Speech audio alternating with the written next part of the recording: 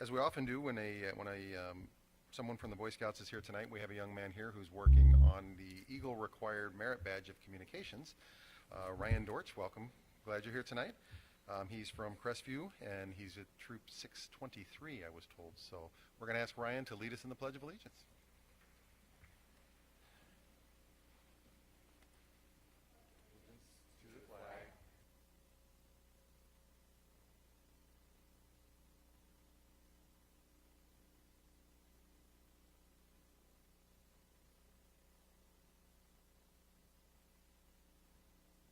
Thank you, Ryan.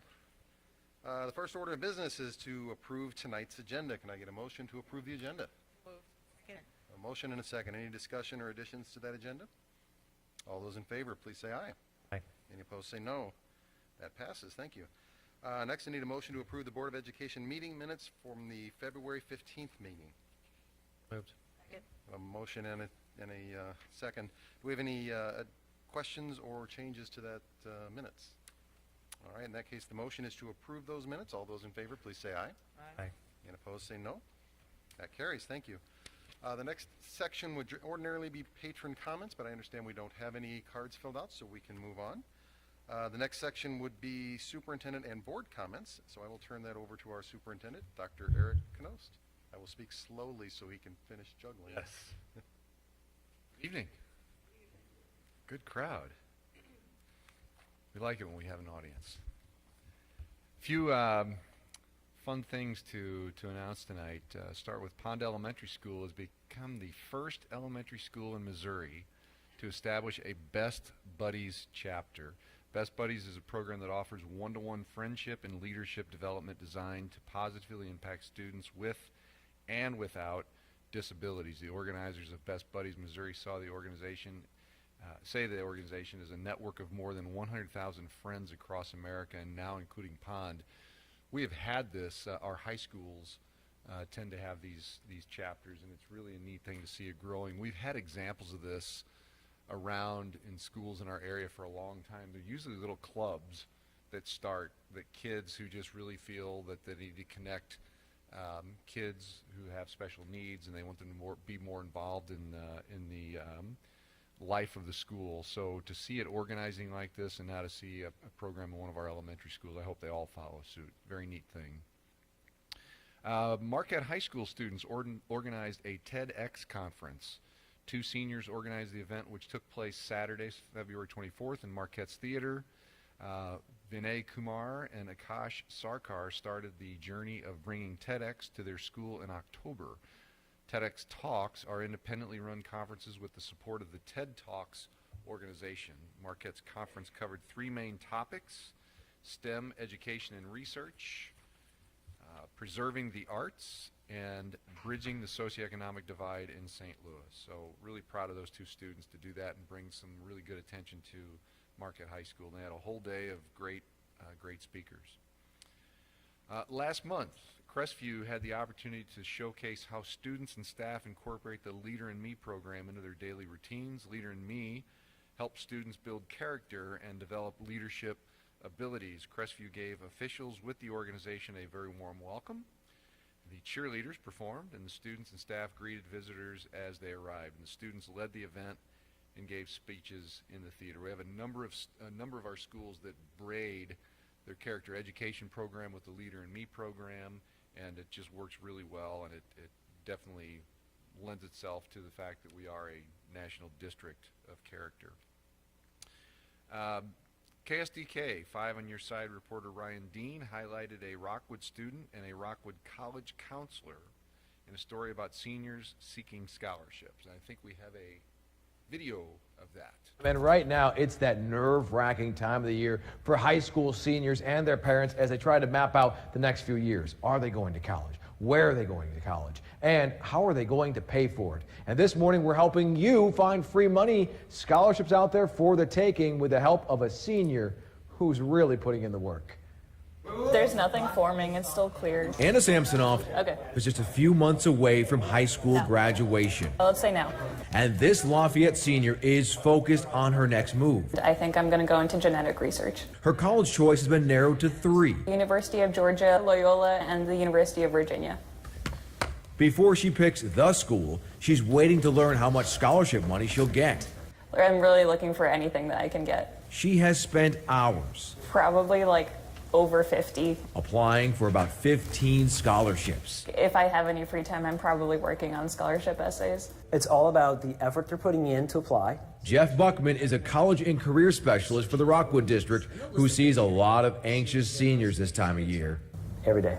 His advice to try and lock down a scholarship is to treat it like a part-time job. If you want to win $5,000, you have to go earn that. It's not as easy as shaking the 8-ball he has in his office. There's nothing magical about the process. You have to put in the work. Week after week after week, all senior year. He tells students to apply for as many scholarships as they can, but only for ones they have a realistic opportunity to win. I'd rather you focus on 10 really strong ones than 40 random ones that you have no shot of winning. Samsonov has already won a few and is in the running for a full ride. It's been a long journey, but one that has definitely been worth it. Yes, for sure. I'm kind of tired of applying to all of them, but I think I'm going to be hearing back from a lot of really good scholarships, and hopefully that'll be the end of it for me. And if you're looking for a good search engine to find scholarships, here are a few. Our partners, USA Today, recommend Scholly, College Board Scholarship Search, and FastWeb. And actually, FastWeb is the one that Anna uses, but there are several more out there as well. And the college and career specialist that you met in the piece, he actually says, you know, it's a tool in the toolbox to look at using these search engines. Yeah. But the best spot is your counseling office, your career counselor, because they know all about where to look locally as well, because you're not competing nationally with, you know, all those kids. There's a lot of local scholarships, a lot of local businesses want to rally around our local students. So that is a great place to look. And let me tell you, Anna, who I met in that piece, she'll get that full ride. She is That's awesome. sharp and she knows what she wants. Wow. Yeah. I The was money's really out impressed. there. You just have to know where to apply. And be disciplined. Yeah. And Anna's been doing it since her junior year. I'm sure there's a lot of seniors right now that are taking note of all of this. Yes. Thanks, Ryan. So, very neat to see that kids can find the financial support out there. They just have to look for it. Finally, what I wanted to do, it's become our custom in Rockwood that when we hire a new school leader, somebody in a upper administrative role, we announce that. And tonight the board did the approval of our next principal for Babler Elementary School. So we have with us tonight Andrea Lockwood, who is officially our new Babler principal. Andrea has been our assistant principal at Pond and does great work there and is extremely excited about this opportunity, and we're excited to see her come into that role, and we think it's going to bring very, very good things to Babler. Thank you, Andrea. That's all I have. Thank you. Any other board member have comments tonight? I do have a couple. That's okay. Please. Seeing the clip a while ago reminded me, I failed to mention about 2 board meetings ago, they had an article, or they had a clip about Marquette High School. Marquette High School this year had 9 students that scored a perfect 36 on the ACT. I thought, man, that is something else. Because when I was a principal, we used to get maybe 1 or 2 for all 4 of the high schools put together. And I'm sure Lafayette had some, and I'm sure that Eureka had some. In fact, I know they did, and Summit. So that's quite an accomplishment that 9 students from one school scored a perfect 36 on the ACT. I thought, well, that's pretty good. So then last weekend, as a matter of fact, I was at Babler for or I was at Lafayette High School for the orchestra concert, which was combined the 5th grade from Babler, the 6th and 7th and 8th grade from Rockwood Valley, and then the orchestras from Lafayette High School. And it was a great concert, but the orchestra instructor was sort of filling some time as the students were moving up, and he was talking about, he has 3 orchestras at Lafayette. He has the orchestra, and I think he has the symphonic orchestra, and then the Symphonia Orchestra. He was telling us that the combined grade point average of the students in the orchestra is 3.91. I thought, wow, that is really good. Then he said, and the combined grade point average of the students in the symphonic orchestra is 4.1. I thought, wow, that is extra special. What's he going to come up with next? Well, he came up with it. In the Symphonia Orchestra, he said the combined grade point average is 4.2.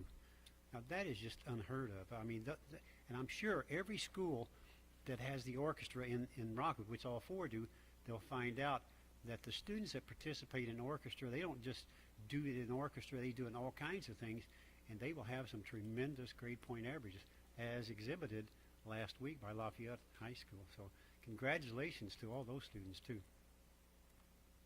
Thank you. Music education. True. Just saying. Any other board member have comments tonight? Great. We'll go ahead and move on then to the consent agenda. I need a motion to approve the consent agenda items as submitted. Moved. I have a motion and a second. Any discussion on those items? Anybody? Is this consent? Yes. She was talking to me. We do have, each time we have donations to the school, we have some nice ones.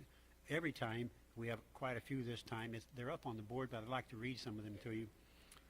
Fairway School Lunch, their LLC is giving $1,000 to pay negative student lunch accounts. Then, Anonymous Monetary, I think that's district-wide, is donated $1,000 to help pay off negative lunch accounts. But those are two great ones.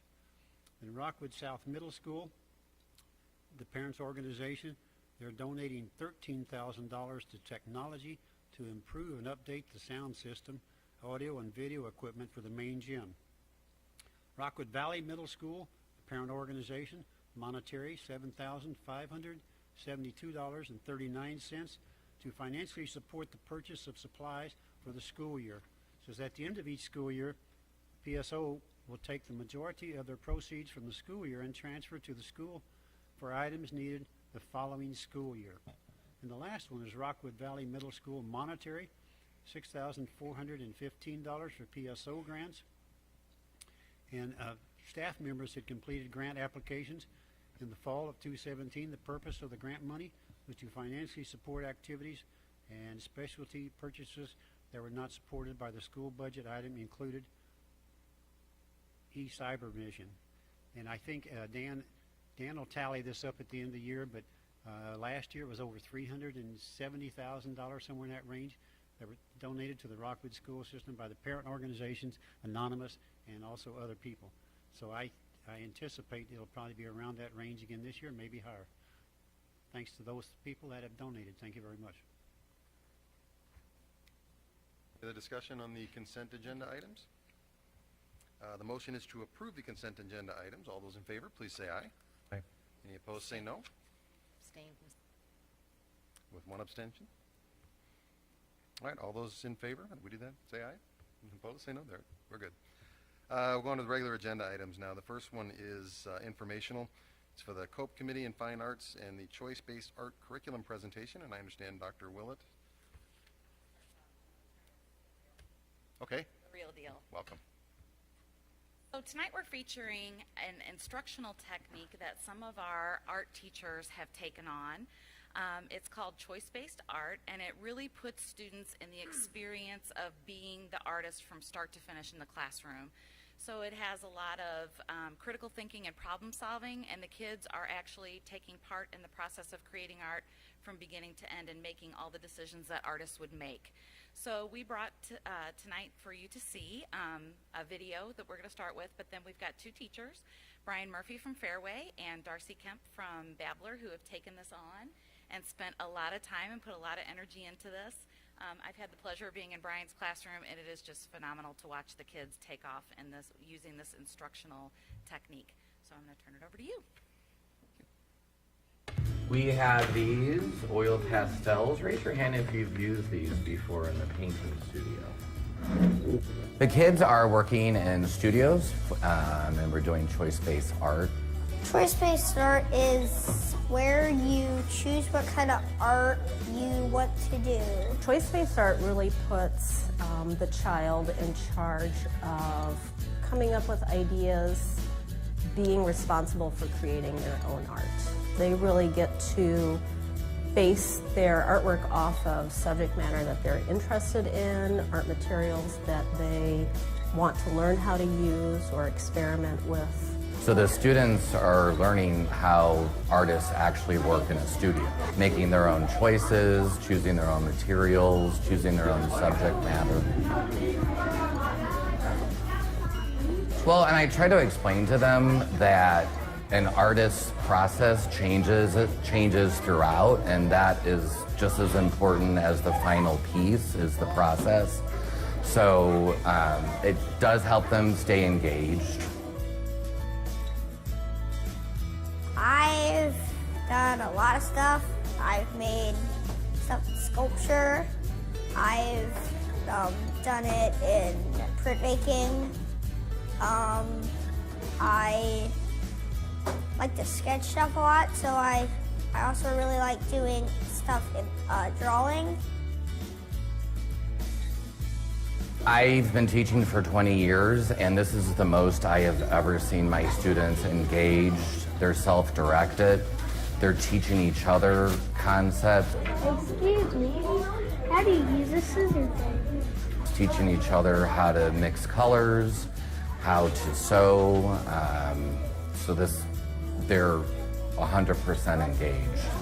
Students come into the art room and ask me, are we doing studios today? And so their excitement level is just 100%.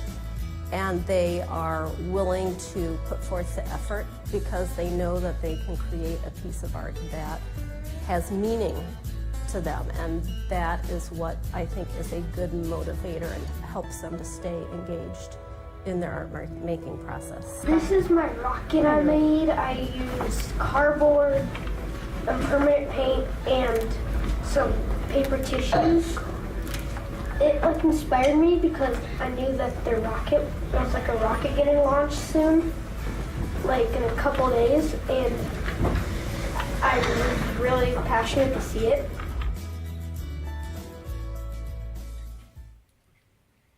Welcome. How are you going to top that? How are you tonight? Good. Thanks for Glad having you're us. So there you have it. There you go.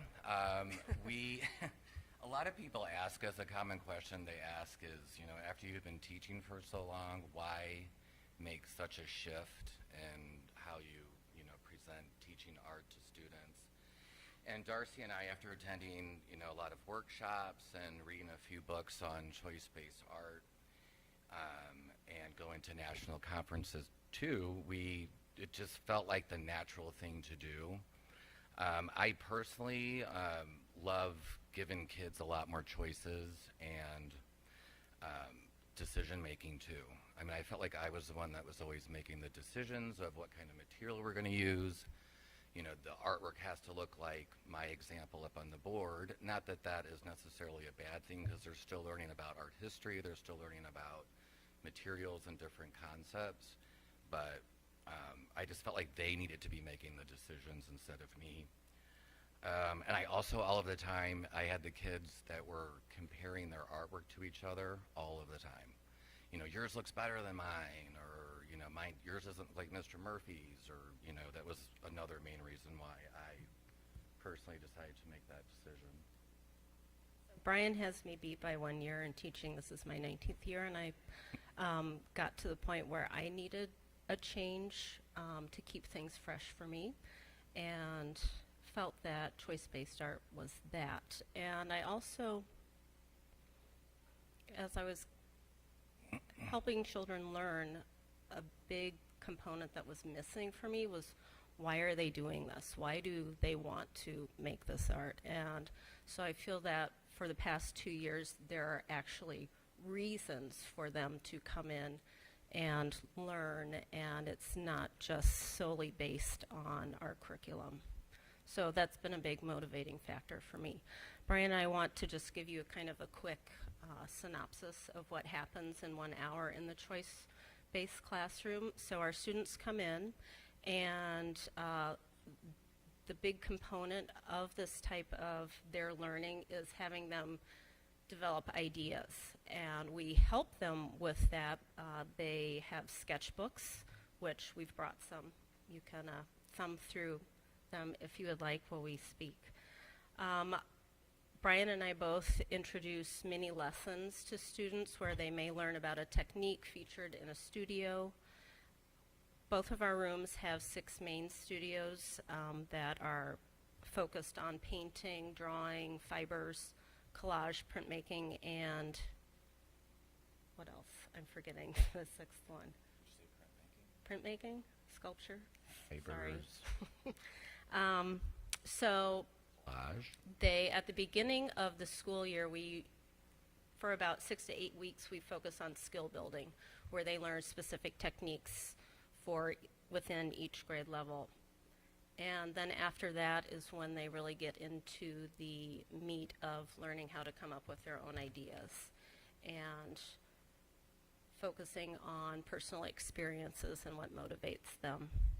So as they plan in their sketchbook, a lot of times Brian and I will conference with children, see where they're going with their idea, are they having struggles? And another big part of this philosophy of education is that they're responsible for getting their own supplies and being self-sufficient. And there are, a lot of questions, where's this? But that's where then they have to perhaps rely on other students. Ask 3 before me. That's a great statement in the art room. One thing that my students do is when they are in the middle of studio time, and that usually is about 45 minutes after mini lesson and then cleanup, is I have them do something called tag sharing, where it's a very quick, they break from their studio, they meet another student in a different studio, and they kind of interview them. They ask questions and maybe give suggestions. So it's just a way for the kids to take a bit of a brain break from what they're doing and learn and maybe help another student. And for me, the time that they're actually on task in their studio, to me, that's like some of the most meaningful times that I have with the kids. And these past 2 years, this is our 2nd year of doing it, is the most I've learned about my students than I ever have, because it gives me an opportunity to walk around with them, check in with them, ask them, where did you get this idea from, and what motivated you to do it? Is this a personal experience or whatever it may be? And I also teach them too that not everything has to have this deep, meaningful experience, that you're showing in your art. Sometimes we just create art just to be making art. So I walk around and check in with them, help them stay on track, whatever they need to do. And then after that is cleanup time, which, if you can imagine, there's 6 different studios with all these kids trying to clean up their own studio, which they have followed through with it because they've understood that this is their personal space, that they want to leave it better than how they found it. And I have kids that are responsible each time, 2 different kids that check on the studios and dismiss them. Like, I don't even do that anymore. I did in the beginning, and I'm like, this is their studios. Let them be in charge of making sure that we're going to leave it how it's supposed to be. So, and then this is, you saw the one kiddo who I love that was doing the rocket. So that's at the end of each art time, they do presentations. And that's like their favorite thing to do. They run to the board to sign their name up there to present their art, and it gives other students a chance to ask questions or give comments or suggestions or something like that. So that's an hour in choice-based art. It's like the kids are more engaged now. Is that Absolutely. Is that a fair Yes. statement? That's a neat thing to rather than just the next class you have to go to, the one that enjoying being in there. It sounds like you might be enjoying it more. So Absolutely, yeah. Mm-hmm. so it's good news. Been in Brian and Darcy's classroom many, many times, and it's the kind of classroom you don't want to leave when you go in there. I've offered to have you sit down and make some art with us.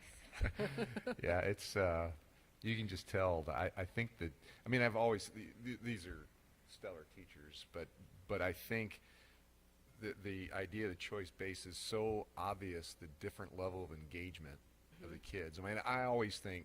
I've said this. I hope other teachers are okay with me saying this, but I've always said that if we want to learn about innovating in how we teach, we ought to send all of our teachers to our art rooms to watch our art teachers, because it's very innovative how you do. And this just kind of tipped it even over the top, because all kids are engaged in art to some degree, And maybe you both know that occasionally you have that outlier that for whatever reason, but I think that this just takes it to that next step because kids are so personally vested in what they're doing. But I really applaud what you guys are doing. Thank you. It's wonderful.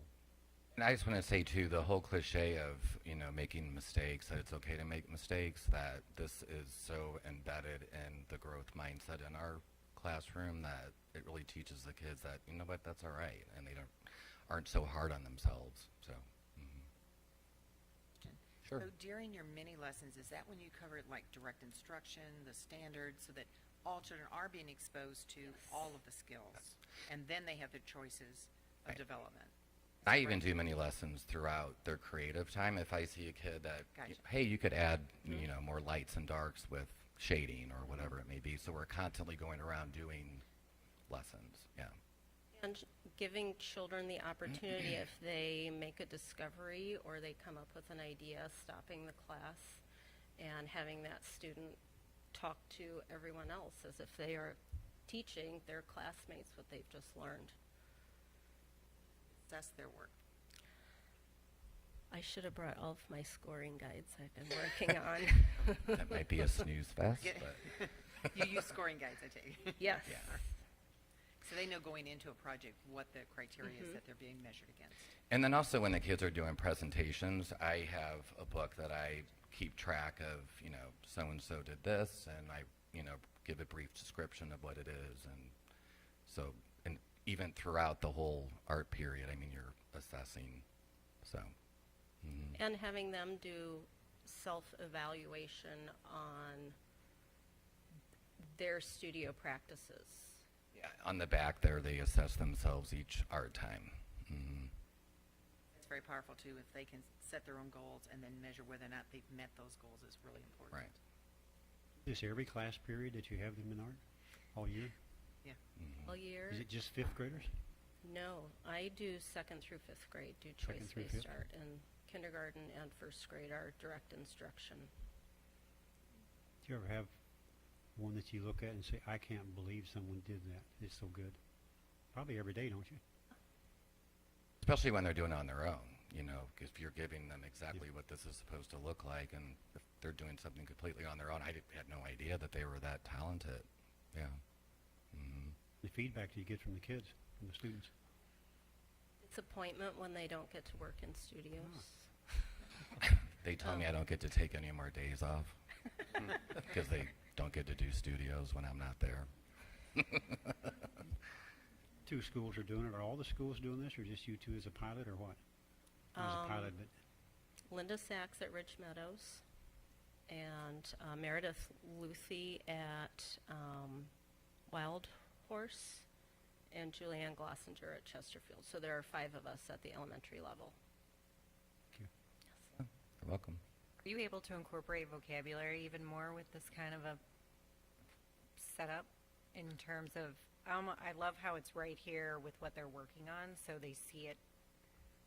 I don't know, it just seems like that connection might be more visible to them to have that all the time relating to what they're doing. I don't know how you did it before with vocabulary for art and things like that, but I don't know, just to have that to go right back to on their definitely. own. Yeah. it I mean, to seems have pretty that as a cool. reference, Yeah. definitely. Yeah. It's been helpful. Yeah, these are awesome.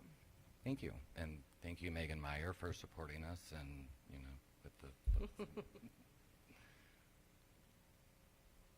Thank you so much for coming Okay, tonight. thank It was you. very worth Thank you hearing. for having us. you Appreciate it. All right, the next item is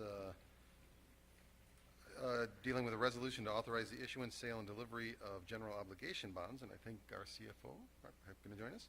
So I need a motion to approve a resolution authorizing and directing the issuance, sale, and delivery of general obligation bonds of the Rockwood R6 School District. so move. Second. We have a motion and a second. Welcome. Good evening. Welcome. Also with me is our financial advisor with Piper Jaffray, Michelle Bach. She participated in our competitive sale that we had this morning. I'm happy to report that we had a very good sale today. We had 10 bids that were provided from various investment banks. The sale today was for $62.8 million of the $95.5 million that was authorized by the voters in April of 17.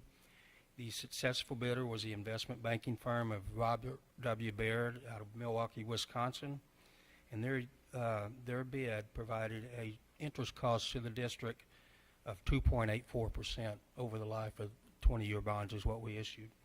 To kind of put that in perspective, the next best bid was 2.88%. 4 basis points doesn't sound like much of a difference, but when you put it in dollar terms, the difference in those two bids was about $286,000 over the life of the bonds. The difference between the highest bid and the lowest bid was from 2.84 to 3.02%, and the difference in those represent about a $1.5 million difference from the high bid to low bid. So it really illustrates the importance of having a good competitive sale. The closing date for these bonds are scheduled for March 15th. The proceeds from today's sale will be used for the construction projects that we've been talking about the past couple of months. The remaining $32.7 million will be issued sometime this next year to complete projects that's ongoing after that. And the successful sale today is a result of our AAA bond rating. Again, that's the highest rating possible, and only 4 school districts in the state of Missouri have a AAA bond rating. Also want to recognize the hard work that was done by Dan Steinberger, our Director of Finance, Michelle, who worked closely with us, and also our bond counsel that's also here this evening, Jason and Jennifer, who make sure that we dot all our I's, cross all our T's, and make sure we have a good package put together that meets all the legal requirements. Michelle, do you want to share anything about today's sale or maybe the district's AAA rating? Sure, just briefly. First of all, it's always a lot of fun when you have such great results. And part of the reason for Rockwood having such great sale results is that AAA rating. It's hard to put into dollar amount what exactly it's worth, but it is very significant, and that's partly seen through the fact that you got 10 separate bids for a $62 million bond issue. And even though we won't put it in dollar terms, what you can think of it as something that you are maximizing your taxpayer dollars, because the lower your interest rate, and you will only get the lowest rates with this AAA rating. So the lower your interest rate, the more tax dollars are spent on projects and the less tax dollars are spent on interest. So I think it's really commendable and something that the district and the board should be proud of. That maintained AAA rating for many years, and this morning was just a shining example of how important that is. So congratulations. I have 3 Questions? quick questions. Number one, with the way the stock market was today, did that help or hurt, or did it make any difference? Rates were actually down a little bit today, a few basis points. I honestly don't know what the stock market did today. Was it up or down? It's 400 points. Pretty I good, think, 400 points. It lost 400 points? Yeah. That is consistent. So when the stock market goes down, the value of bonds goes up. And so that would make perfect sense that was what happened today. You mentioned we're AAA, but there are some districts in St. Louis that are maybe even a B. I don't know if that they'd go that low, but they wouldn't get any of these rates, would they? They'd get a much higher rate. That's right. I don't think there's any other district. There are just, as Paul said, a handful in the state that are AAA, and you just get the absolute lowest rates that are possible because of that. Also, we bid bonds about a month and a half or 2 months ago. Was that a higher or lower rate then? It was different because the term of that bond issue was much shorter. I can tell you rates are actually, believe it or not, with the 284, rates are higher right now than they were in December, and they're projected to go up. And so having the sale for that $62 million and locking in the rates now, I think makes an awful lot of sense, because the Fed is expected to increase rates next month, or actually this month, later this month, and actually projected to have maybe 2 to 3 more interest rate increases over the next year. So it's great to get a good amount of those bonds locked in. And even though rates are a little bit higher now, a 284 for 24 years sounds pretty darn good to me. Thanks for all your great work. You're welcome. Any other questions? It sounds like on the whole, you chalk that up as a success. So good. All right, the motion is to approve the resolution for the bonds. All those in favor, please say aye. Aye. Any opposed, say no. That passes. Thank you. Thank you all for your hard work and getting everything ready tonight. Thanks, Michelle.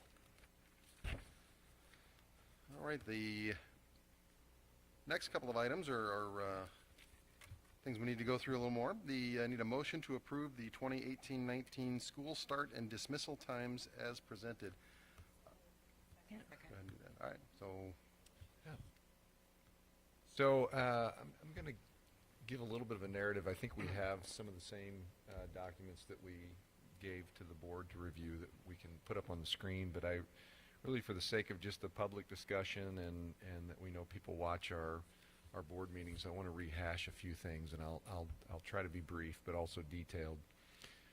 I've said an enormous number of times that there's one topic that has been consistently brought to me as a request, literally from before the day I walked into the district, after I was named superintendent up until July 1 that year, 4 years ago. A lot of people would approach me about their interest in moving our middle school start times to a later time, that just 7:30 in the morning was too early. And you know, we do know, unlike 10, 15 years ago, there are more and more pediatric studies that continue to come out to say that kids, especially teenagers, and I don't, you can differentiate. Some seem a little more lean towards the importance of high school starting later. I tend to believe that that's an important one, but definitely there are those that say middle school, the kids just aren't as productive early in the morning. There's been brain studies that suggest that when they test kids, the way they perform in the morning is quite different than the way they perform later in the day. So these things have kind of been at the forefront of this discussion.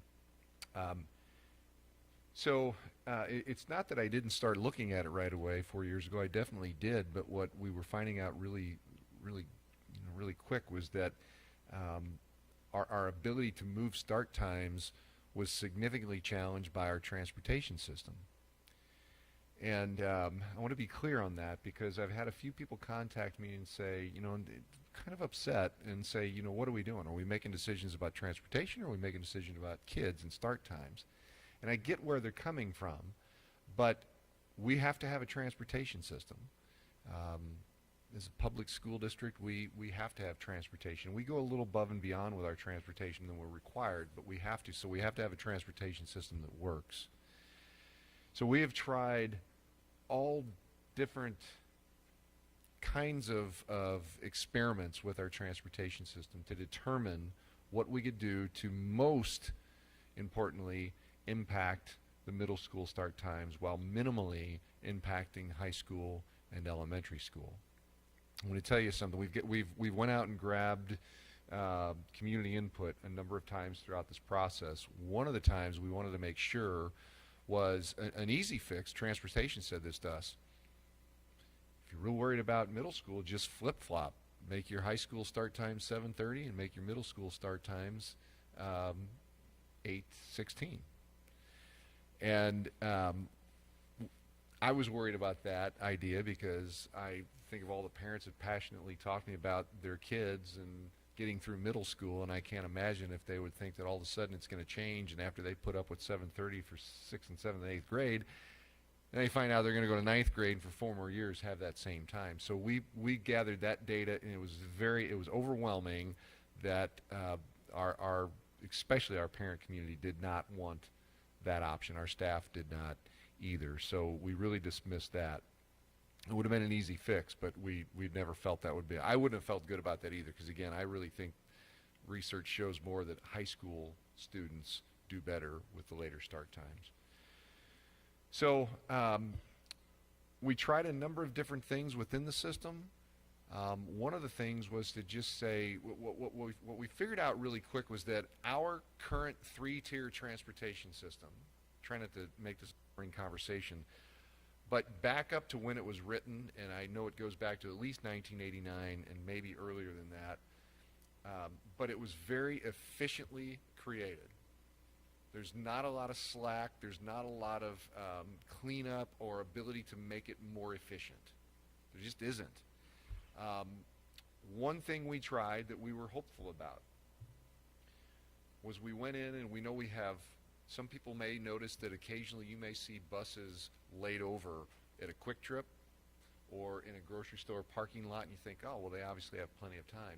There are shorter routes that require the buses to lay over and wait for their next tier, but we have a lot of routes that the drivers are going straight from dropping the kids at the middle school to going and picking up the kids at the high school, and there's no layover. So our idea was find all of those longer routes, and I think we said at the time anything longer than 20 minutes. And we said, cut it in half and tell us that we're now going to need an additional bus and an additional driver. And our idea being, if we get all of those minimized down to only 20-minute routes, we could significantly compact the time it takes to complete our 3 tiers without pushing the tiers farther down the line other than middle school. We were hopeful about that because we thought maybe we could do that with approximately 10 additional buses and 10 additional drivers. And I committed that I would figure that out in the budget, even if it stretched to 15. We looked at it from a personnel standpoint, and you know, of course, Katie's input with hiring, and we were nervous because there's a bus driver shortage. We struggle to keep our bus drivers, our bus transportation system fully staffed, and we have a popular transportation system, but there's a driver shortage across the United States. So the idea of hiring 10 or 15 more was arduous, but I was willing to put that on my shoulders. When we did the analysis, though, to make it work, we weren't talking about 10 or 15, we were talking about at least 30. So again, in the budget, Paul and I met on this an unbelievable amount of times, and before Paul came on the scene, it was Tim Rooney working with me.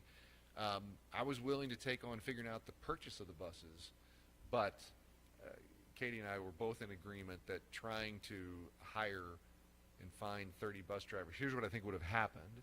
We would have put forth a system that people would have maybe been pretty pleased with, and I really think in June I would have been sending a message to the community saying, I'm sorry, we can't commit to this because we're not going to find the number of drivers we need. So we got rid of that.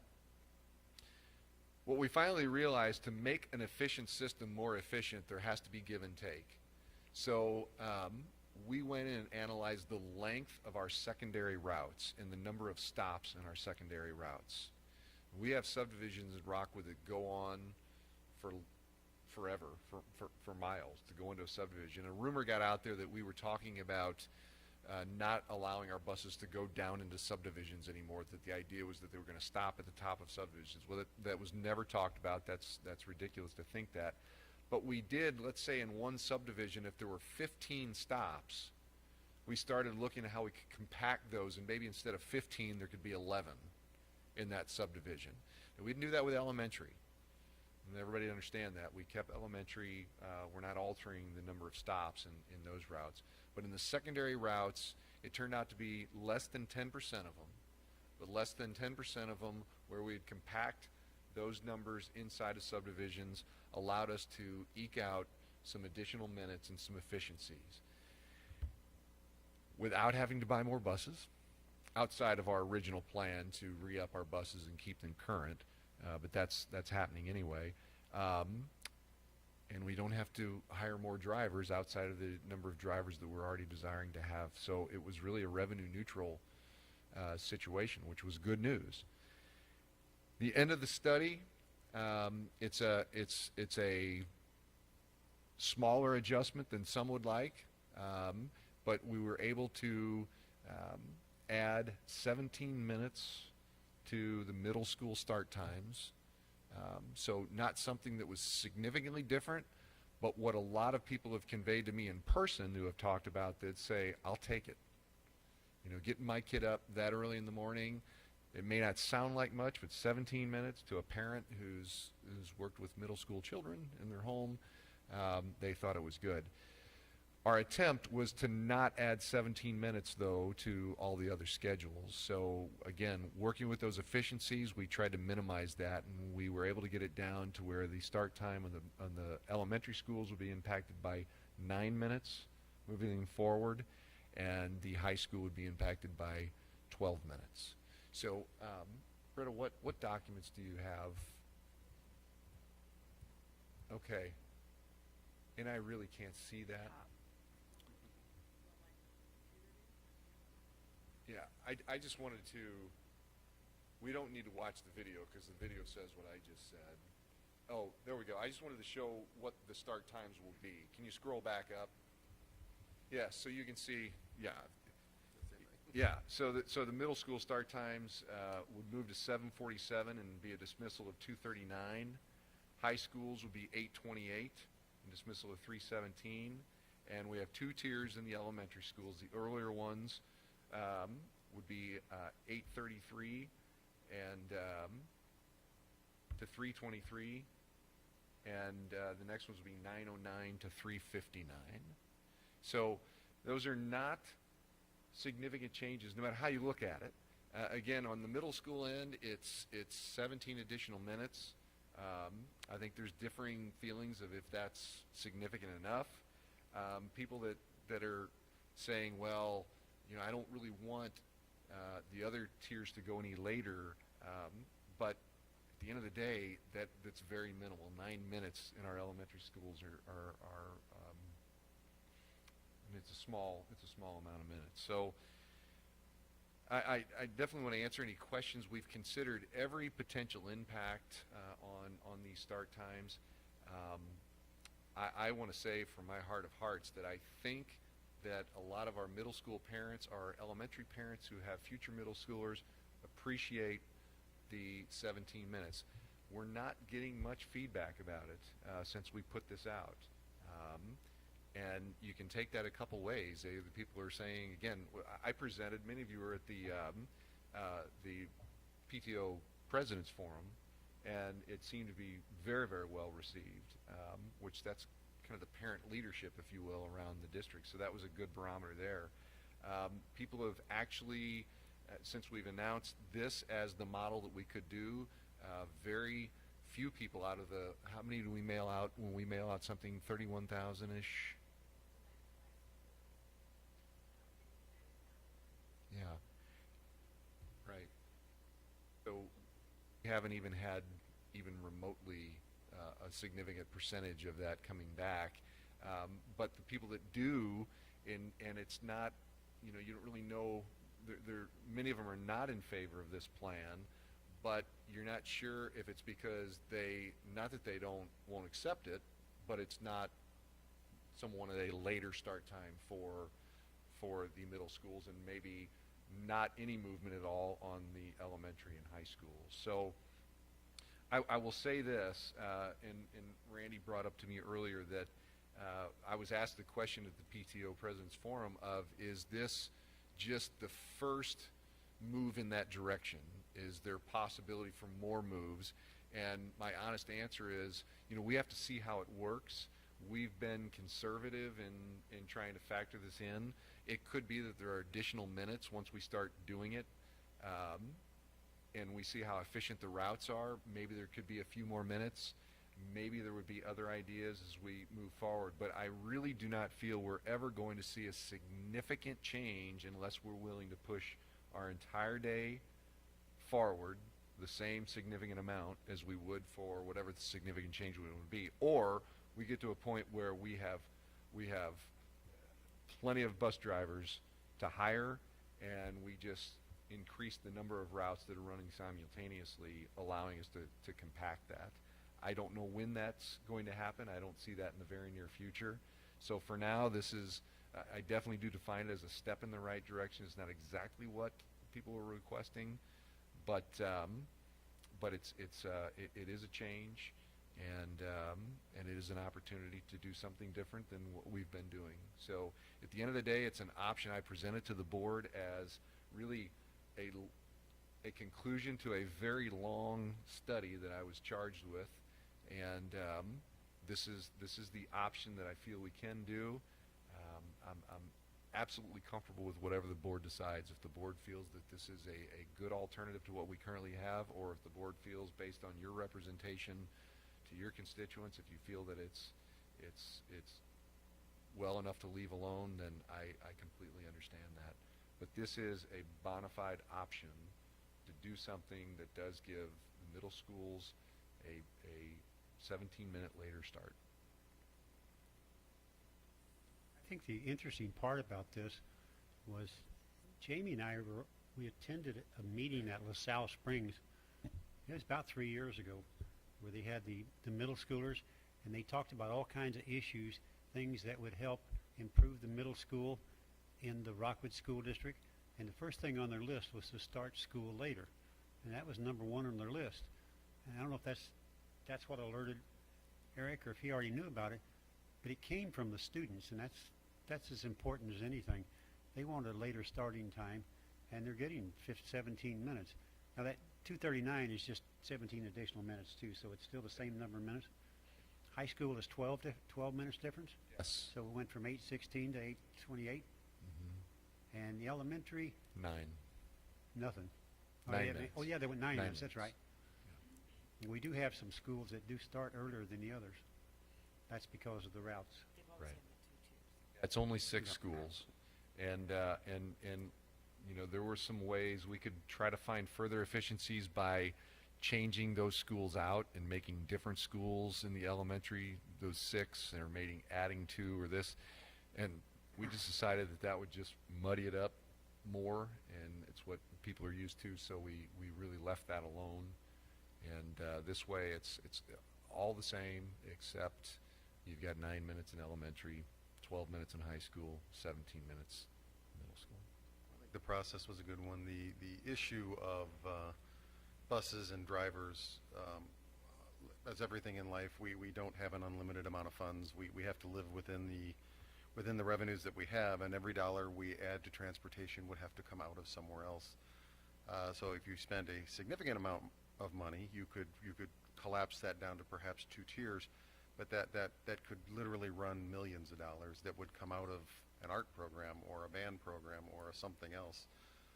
As a compromise, you were able to get a 17-minute later start, which doesn't seem like a huge amount, but it is revenue neutral, and we're not going to have to rob Peter to pay Paul in order to do it. So difficult task, and I know one you've been working on for a long time.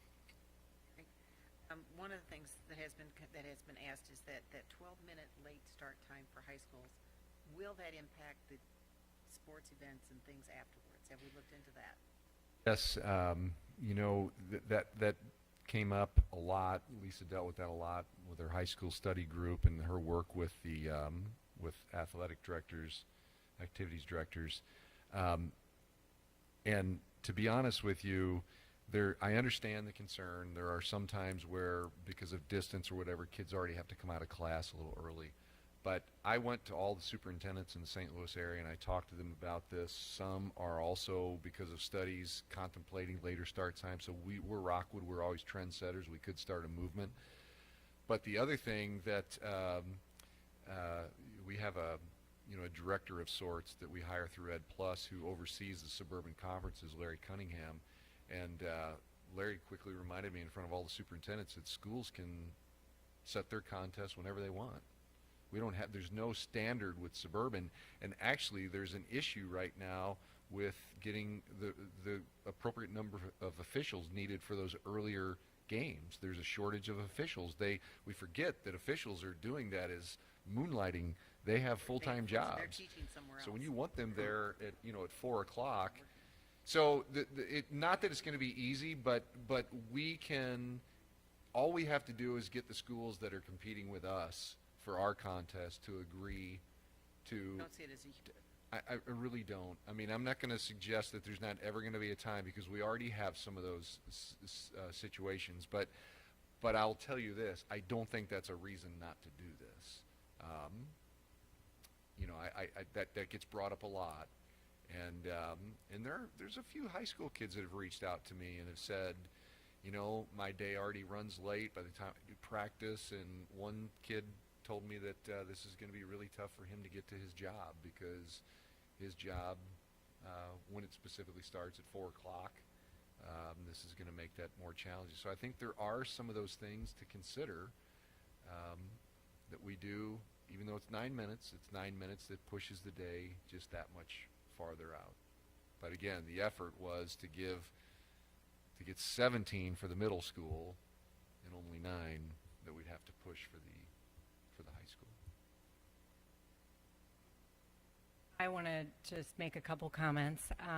I want to first say thanks to everybody that's worked so hard on this, because I know this has been a ton of work for so many people, and not just the people in this room, but there were tons of people on committees and all the parents who've worked on this. I am really invested in this from a personal standpoint. I've got kids in every tier coming up next year, so this is definitely an issue, you know, that'll impact all of my kids. But from a middle school standpoint, it really does come down to the health of the student, and you know, that really was the predominant theme when people were discussing it, and I would pop in and listen to it. And that was the theme for a good friend of mine that brought this to the table at least 4 years ago, when it was something that was catching some buzzwords and things like that. I mean, you know, you're never going to please everybody, but I think it's definitely a step in the right direction. And like you said, hopefully at some point maybe we'll reach that time when those drivers are available.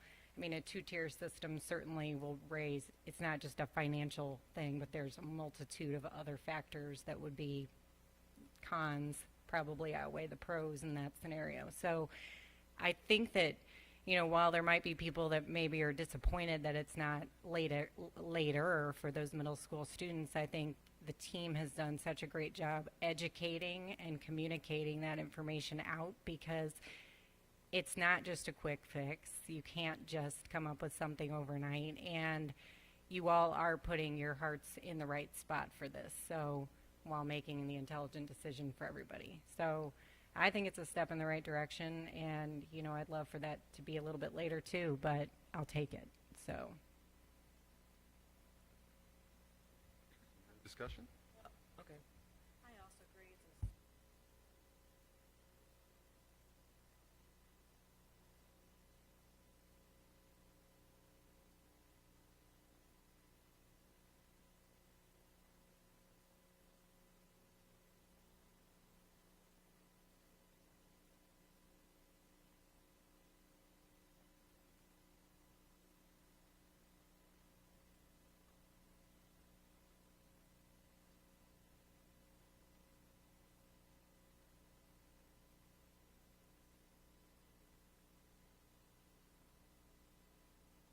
Well, it's the right thing for kids, most importantly, because that bus, that middle school bus, stops right outside my bedroom window every morning at 6:50 in the morning.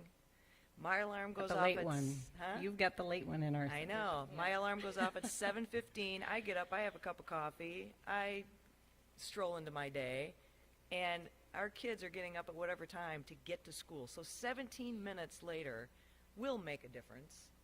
And it's just, this is, like you said, this has been a conversation for a long, long time, and this is really the right thing to do for kids. So, good job. And I can sleep later. No, I'm just kidding. Right. That is Other discussion? The motion on the floor is to approve these new start times for the 2018-19 school year. All those in favor, please say aye. Aye. Aye. Any opposed, say no. The resolution carries. Thank you. All right, the next one, in view of recent events, is somewhat somber topic, but a very important one. I need a motion to approve the 2018 Superintendent Report, School Safety and Security, as presented. Second. We have a motion and a second, and I will turn that over to Dr. Knost. Thank you. I appreciate that. I think something we have, I'm sure there are board meetings all over this country tonight, and whether they were Wednesday night or Tuesday night or last week, and a lot of these same conversations are happening. We're not alone. And the only fortunate part for us is that we're not here talking about something that happened in our school district. but we don't ever want that to be the case. So what we did, I like to remind people that safety and security in our schools is a year-round topic. It's not something that we only talk about when there's a tragedy.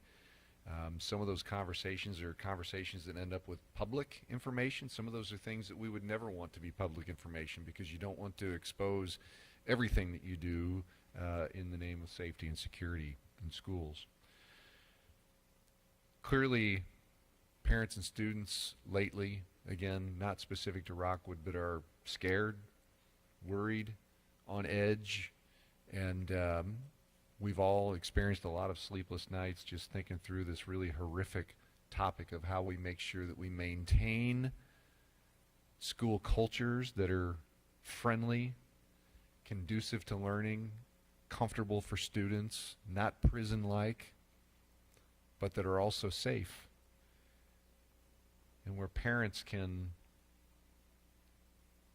send their kids off to school during the day and not have to worry about whether or not they may come back home that night. It's a tough thing to say, and it's a tough thing to comprehend. What we've done in the last couple of weeks is my team, who I just cannot say enough about, the collective brain power that I have working around me, and just helping me through the details of things that we need to talk about and we need to improve upon. So what we have, and we've presented this to the board in advance, and we've got it on the screen tonight, and when tonight's over, the board accepts the report, we're going to make it public tomorrow. We're going to give a link so that everybody can look at this, and it's pretty extensive. So we will try to be concise, but we think it's important because of the severity of this topic. We want to go through it completely, and my team's going to help me do that. We've got some differing areas. So what we really wanted to do around what I said earlier, finding ways to make sure that our climate and our culture is appropriate for school while making sure we're as safe as we can be. We wanted to catalog all of our efforts that we already do, and we did that. We compartmentalized what those efforts are. We'll talk about those in a minute. And then we also tried to find areas that we could improve upon. So we have many action items within this report, and we'll talk about those tonight. So we're going to start with just, I'll tell you really quick the topics. Brett, if you want to scroll down to the bottom of that introduction right there. These are the areas we really talked heavily about. Physical safety, which is enhancing facilities and the infrastructure to maximize security. So things that we have in place that we do, or things that we can additionally add. 2 was personnel, making sure we have the appropriate school staff doing the appropriate things to reinforce safety. Protocols, that's our practices, how we do things, what we do to make sure that our prevention, our response is appropriate. Training, training the right people to do the right things in the event that we have a crisis. The social and emotional security, this is so important. We have a crisis in this country when it comes to social and emotional issues, so we want to make sure that we have the right programs that consider the wellness of our students and keeping things safe and secure in that manner. And then finally, communication. That's making sure that we're sharing information, something I think Rockwood does very well. So we're going to divide this up. We're going to start with physical safety. I'm going to talk through that, and then my team's going to help me through the other topics. I don't necessarily want to read this document to you. I don't think that that's necessary, but what you'll see before you are all of the things, and we get, after each one of those, we get to the action items that we want to increase. But these are things that we currently have at our disposal and in place, and there are some things that no doubt you'll see in action items we need to tighten up. We need to tighten up the use of our buzzer systems. But whether we're talking about the secured entrances, locked doors, the barricade, safety glass, visitor management system, security cameras, intruder alarms that should really save it. Intruder systems, internal classroom locking features, phones, internal two-way communication, crisis call center, IT firewall, and bus safety. I want to walk through these by painting a little bit of a picture.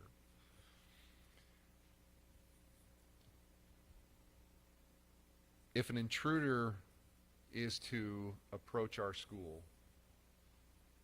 during the school day and they want access to the school, we currently have all doors locked in our school building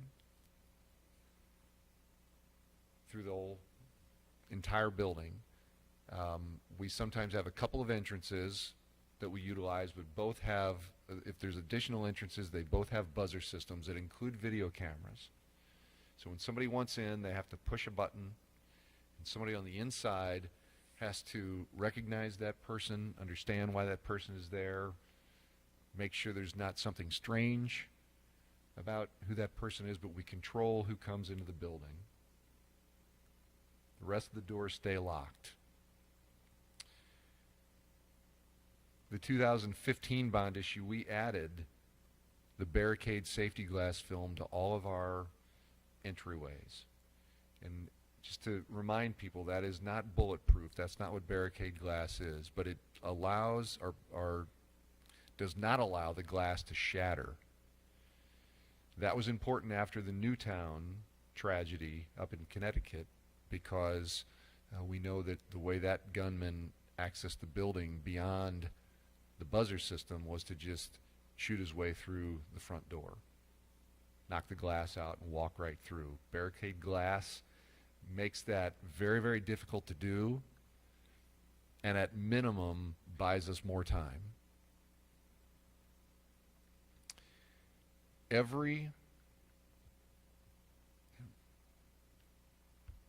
How many phones do you think we have on average in this school district? Do we know that, Deb, Bretta? Do we know how many phones? Or 3,000 phones. Every single phone in this school district has the ability, I want to make sure I'm accurate on that, every phone that is around or near students anyway. I'm assuming that all of them do, but we have the ability to trigger an intruder alarm quite easily on our telephones. Is it on that one as well? Yes. So this isn't even a student room, but we have it on that one as well. And all the teachers know how to do that. All the staff know how to do that. So in the event that somebody that's not appropriate does get in our buildings, I would say with every staff member there's a phone within 20 feet, if not right next to them if they're in their classroom. They can sound an intruder alarm. That intruder alarm continues. It is heard verbally in the building, and it is heard verbally on the exterior of the building, and it continually repeats the word intruder, intruder, intruder.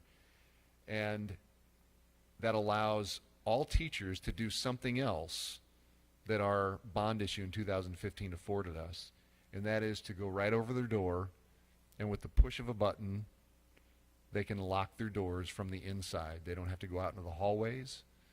They don't have to do anything except push that button, and it secures that classroom.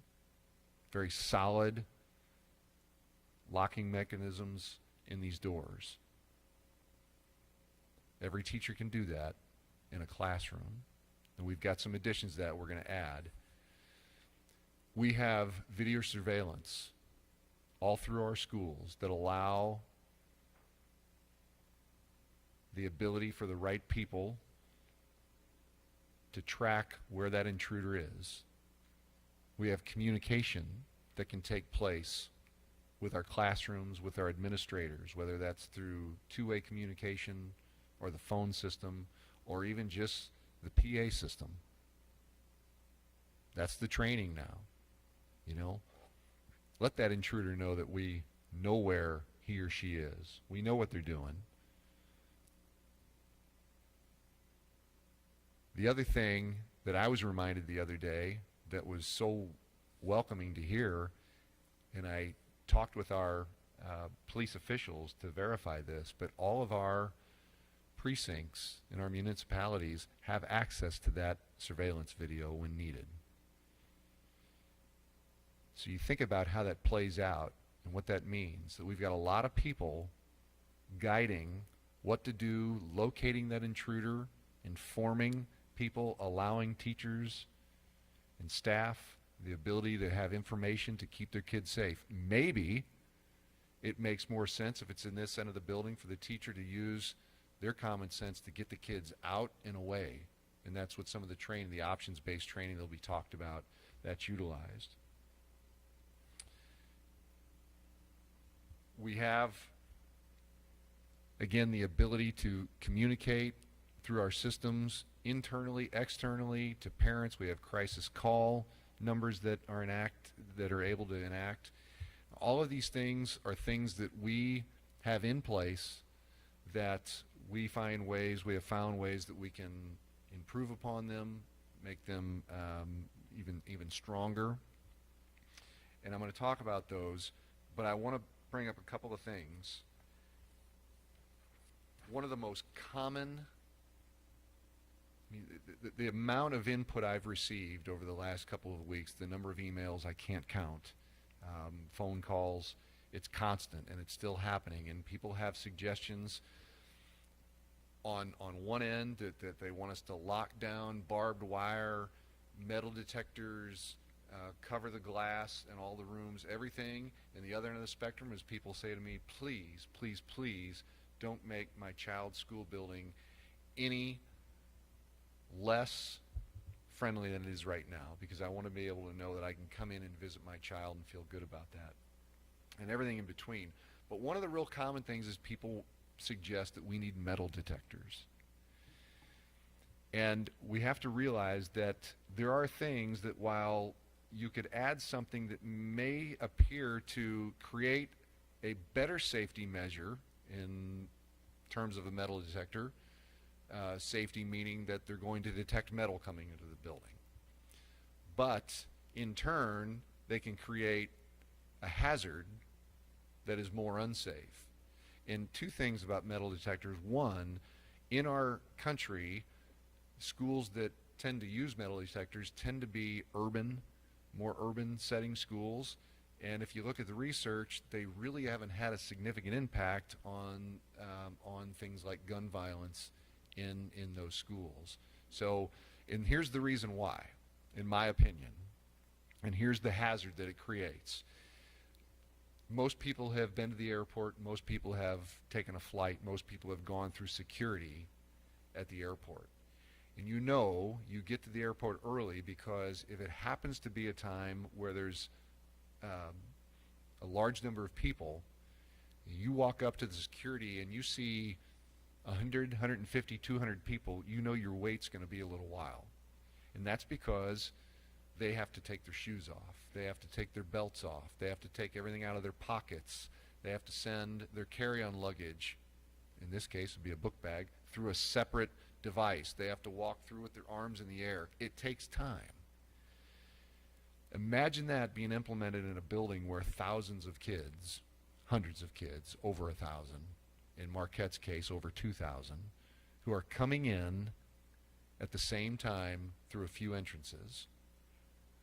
Where's the safety measure, or the safety concern?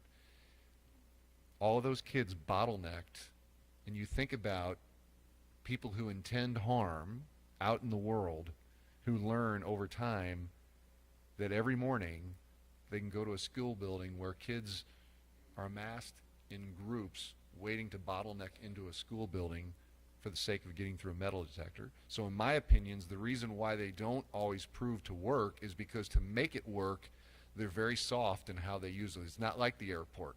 Kids are just walking through, and you've got usually a security guard standing there, and I think they set them very high. I don't think they set the sensitivity low, because otherwise they could never get the day started.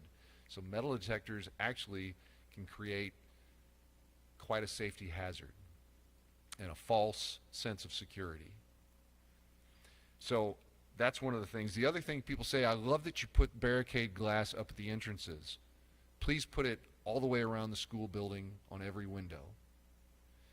Again, an example of where that may make us feel a little safer in one regard, but our fire chief will walk into the room and tell us, no, don't do that, because there are times when you have other types of emergencies where we need to get in those windows in a split second, and that barricade glass, if there's a fire or something horrible going on, it's going to restrict our firefighters.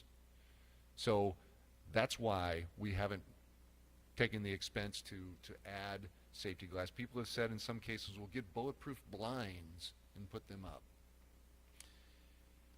You don't know when something random could come, so if you want a bulletproof blind to work, you have to have them shut all the time, which means you may as well not have windows in your schools, which look at the research studies that talk about the necessity of daylight in school buildings. There's some very poor designs in schools in the past 20, 30 years that they've went back and tried to retrofit natural lighting because the performance of the students is greatly enhanced, or I'm sorry, greatly impacted by that.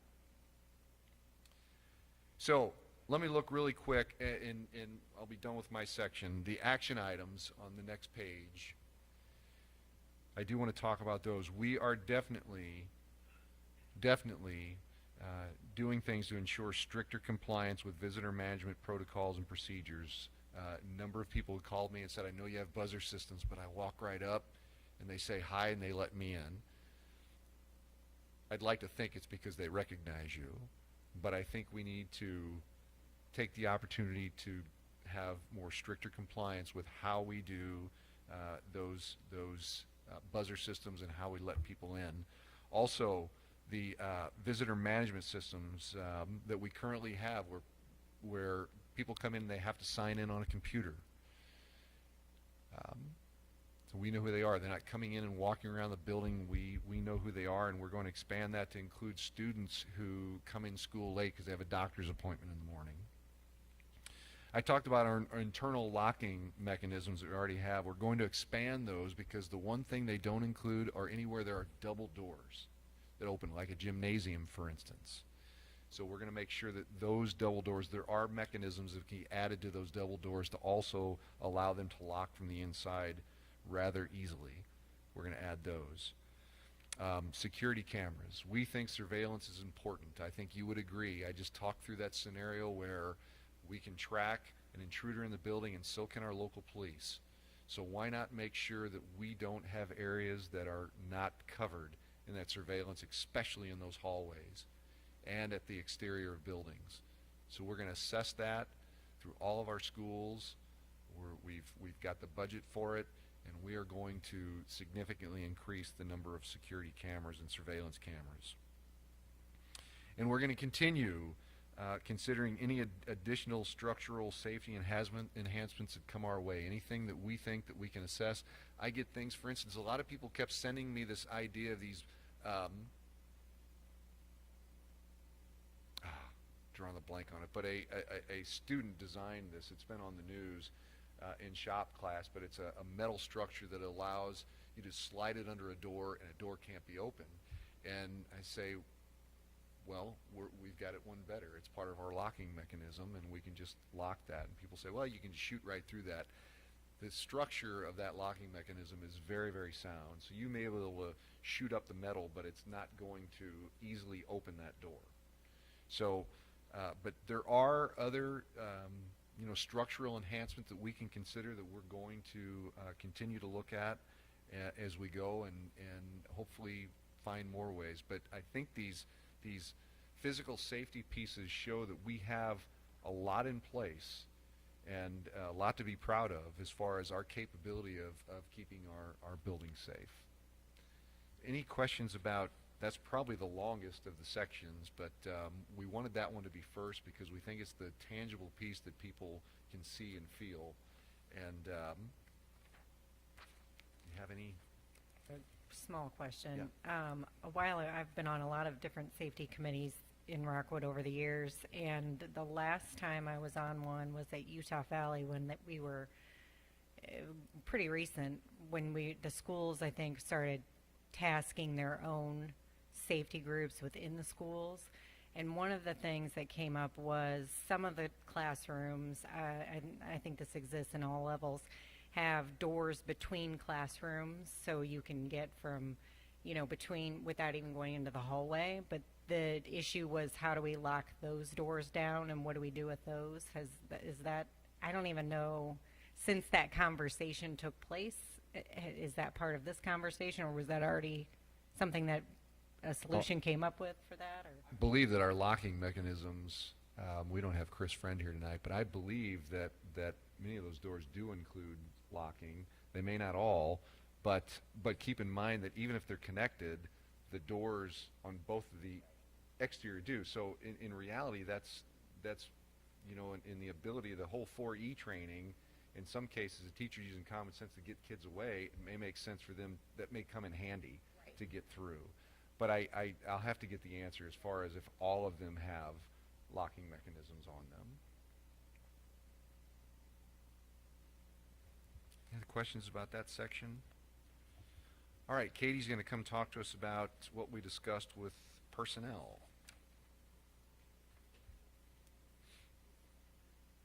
Good evening. So as Dr. Cano shared, physical safety, physical barriers are key in school safety, but the heart of school safety is really personnel. It's our ability to allocate resources, human resources, to help provide awareness and visibility in our schools. We've all heard the Department of Homeland Security saying, if you see something, say something. That's a human function. So you can see up on the screen, Rockwood has committed to allocating numerous human resources to help provide safety in our schools, which include a key component is school resource officers, other abilities to monitor and be aware of what's going on our school sites, parking lot attendants, hall monitors, checking people in as they come. Of course, critically important is our supports of kids, and that would be in the counselors and therapists that help provide those supports and recognize any student who may be in a crisis. So we can scroll down just a little to our action steps. We have some action steps that we're going to follow up on, and to just reinforce the human resource personnel pieces that we already have in place. But to look at considering additional SROs in our schools and look at different opportunities or ways to work with law enforcement to encourage officers in our schools. To consider a proposal for increasing grade level counselors at the middle school to help support those students in the middle school who are either at risk or, as we know, most middle school children are experiencing at-risk behavior. So to help support those students and staff. And then, of course, again, going back to the motto, if you see something, say something. We currently have parking lot attendants on all of our high school lots that monitor vehicles and visitors even before they enter our campus. Technically, they're on our parking lot. So just to review those job descriptions and provide some additional training to those employees.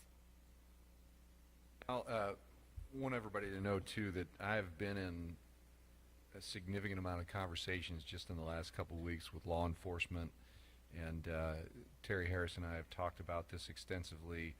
The school resource officers, I think we're already making some tracks where we are going to see some things change both at the county level and at our individual municipalities that are looking for ways to give us additional resource officers. We have approximately 15, and some of those are already gifts from municipalities, and we're looking for more of those so we can get additional SROs, and maybe that also comes down that we budget for a few more. If it's just right now, if we went to, I said this to Captain Tanner the other day. I said if I wanted 20 additional officers from you, could you give it to me? And he really had to stutter. He wanted to be, he thought I wanted to hear him say yes, which of course I did, but I could tell that would be, he said it would take some time.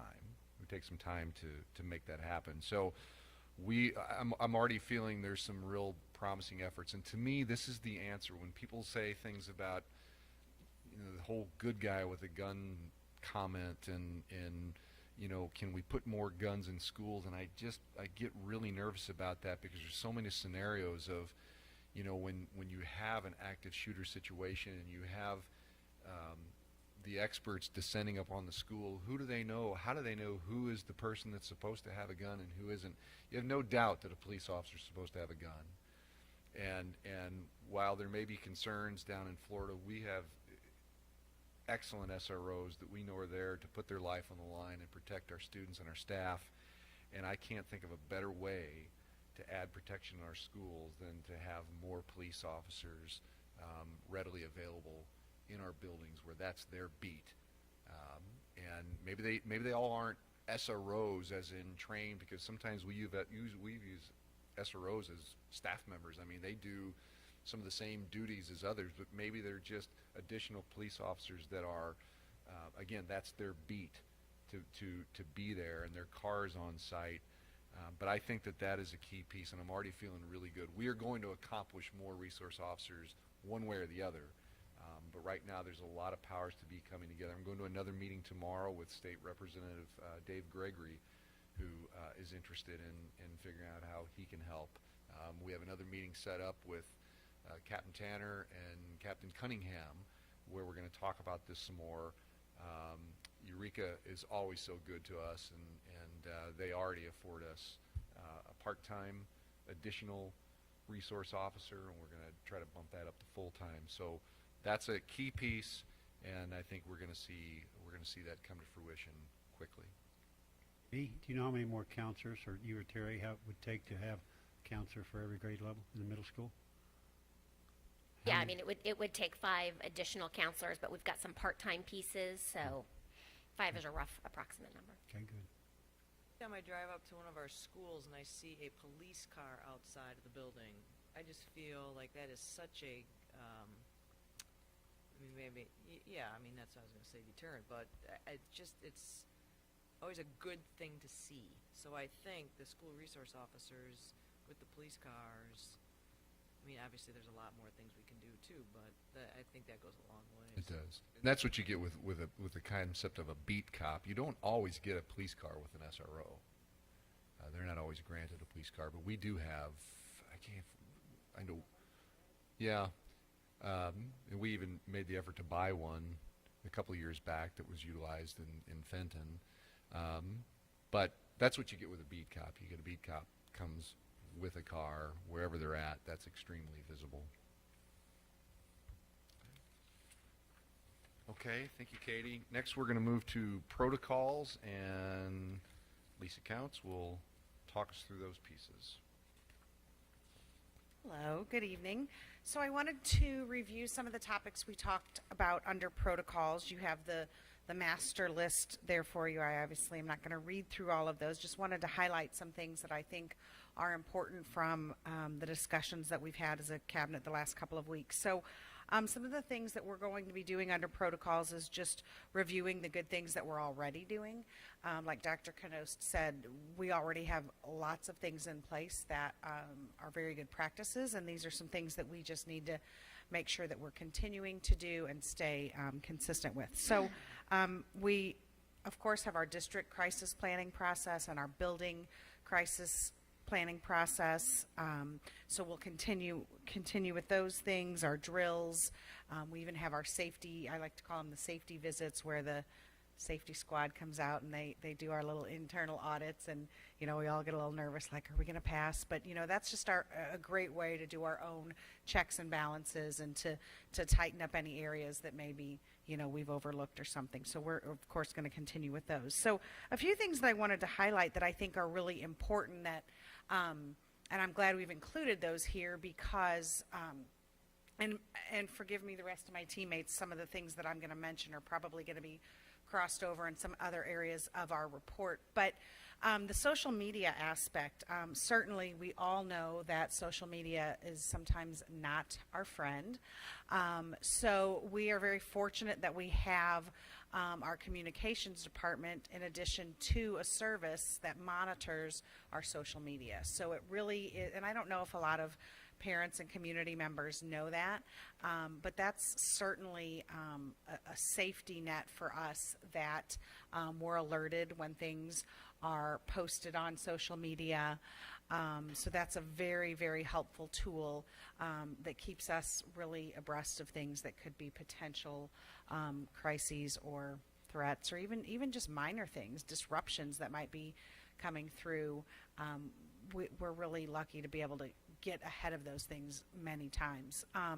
And the other part of that is that self-reporting piece. And wow, we have just seen how our school communities really have done a good job of promoting that in their schools, not only with students, but with parents and community members. And that goes back to communication. And, Kathy's department, they're constantly putting out tips on our website and Parent University, and just ways for parents to equip their kids and be aware of that whole social media aspect. So I think that's just a really important piece. That's nothing new per se, but it's certainly something that provides us a lot of safety measures to really stay ahead of things before they do become a crisis, or if we do have some kind of disruption that could possibly be brewing out there.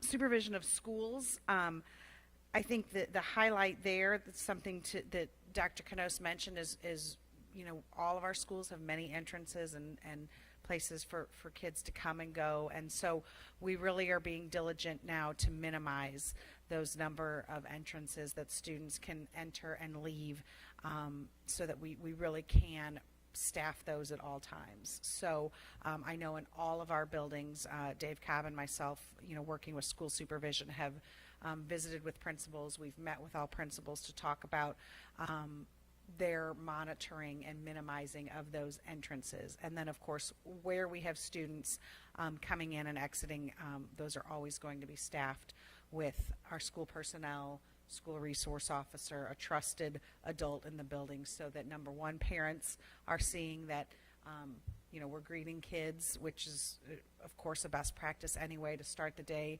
on a strong note, that we get a chance to greet our students, but also that kids have an opportunity to talk with a trusted adult if something's going on or on their mind, or they overheard something on the bus. So it's just another way for us to connect with kids while we're supervising and making sure that we're monitoring who's coming in our buildings, especially in the mornings when we have lots of people coming and going. So we're making sure all of those entrances are manned by our school personnel. And then the last thing I wanted, and visibility. Visibility was the other piece I wanted to touch on with that supervision of schools. We think that goes without being said, that of course as adults we're visible in the building, but I think our administrators and teachers have really put an emphasis on this. It's always been important, and we've always had good visibility in our buildings. And I think in Rockwood what's really been great is this isn't really anything new with the work that we're doing around social and emotional learning in our school district. Obviously that visibility piece is how we become very well versed in who our students are and their needs. So we already have practiced a high level of visibility, I think, in Rockwood. So this is just a practice that we will continue, is that our teachers are in hallways at passing times, our administrators are in the hallway. You can walk into a cafeteria at lunchtime, and there's many adults around, counselors and all kinds of staff members. So we're going to continue that high level of visibility.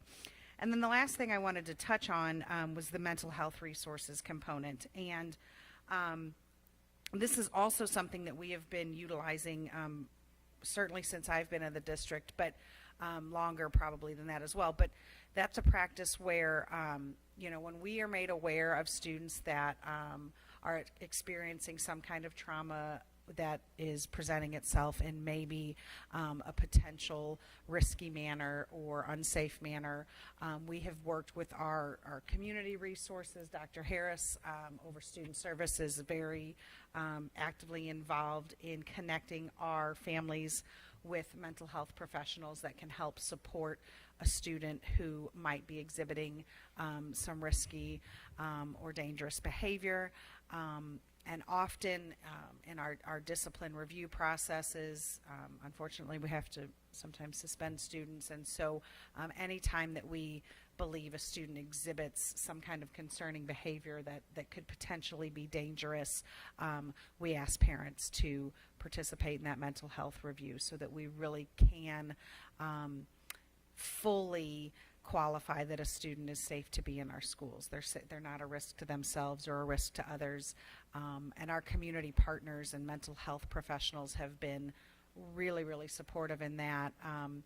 I hate to say that I know a lot of these people by first name basis, but I do, and they're very willing and open to support those efforts. Of course, parents are involved in that process each step of the way, and we sign releases and do that process. But I think that's a really important strategy to, of course, support students, because we want those needs to be met for our students who might be experiencing crisis or trauma or mental health situations. But it provides us a peace of mind as a school that we're bringing a student back who's ready to be in the school environment and is safe to be there. So that's a practice we'll go ahead and continue, of course, and it's probably going to continue to ramp up as we learn more about these situations.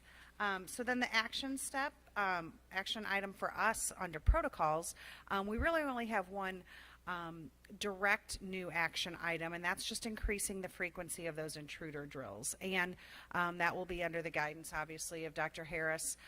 We already participate in those intruder drills where students and staff actually practice what that would look like, and the alarm sounds, and we walk through a scenario. So we want to increase the frequency of that, just so that people have, when I was writing notes on this, I wrote the words comfort level, and I'm like, well, I don't think people want to be comfortable with an intruder drill, but I think just a level of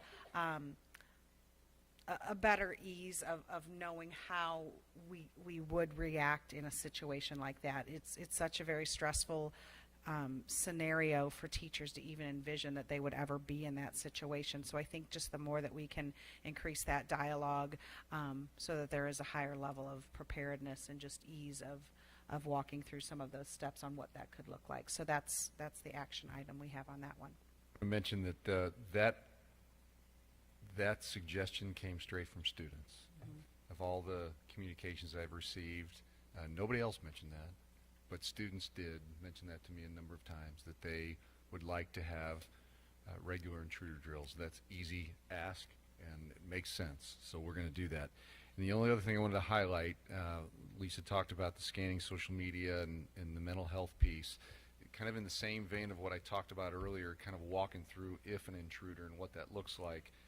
I want to be careful how I say this, because it's way too early for anybody on the outside be pointing the fingers of what happened in Florida, but I can't stress enough, I promise you from my heart of hearts, if there is a child in this school district right now making a social media post that is claiming any kind of a what sounds like a viable threat to the school district, and maybe even not if it's viable, but it's still a threat, I'm going to know before this night's over. And we have the ability through how we monitor social media. We put in keywords, obviously, if our schools are mentioned in any way, and they're not always, but we have a community that talks. Kids call, parents call. We have an anonymous tip line you're going to hear about. That's obvious on every school homepage. And when we hear, we act. I think through the situation in Florida, and what befuddles me more than anything, people want to talk about the FBI, and I'm not going to do that because the school's responsible for the school. What I can't fathom is we have multiple times in my years as a superintendent, we have handled things on social media in the evening, early in the morning, during the day. We've always acted on them. We have always handled those situations, and never have we had anything even remotely close to what this person was posting stating he was going to do in Florida for months and even, I think, years were some of those posts. We don't ignore those things. Our community doesn't ignore those things.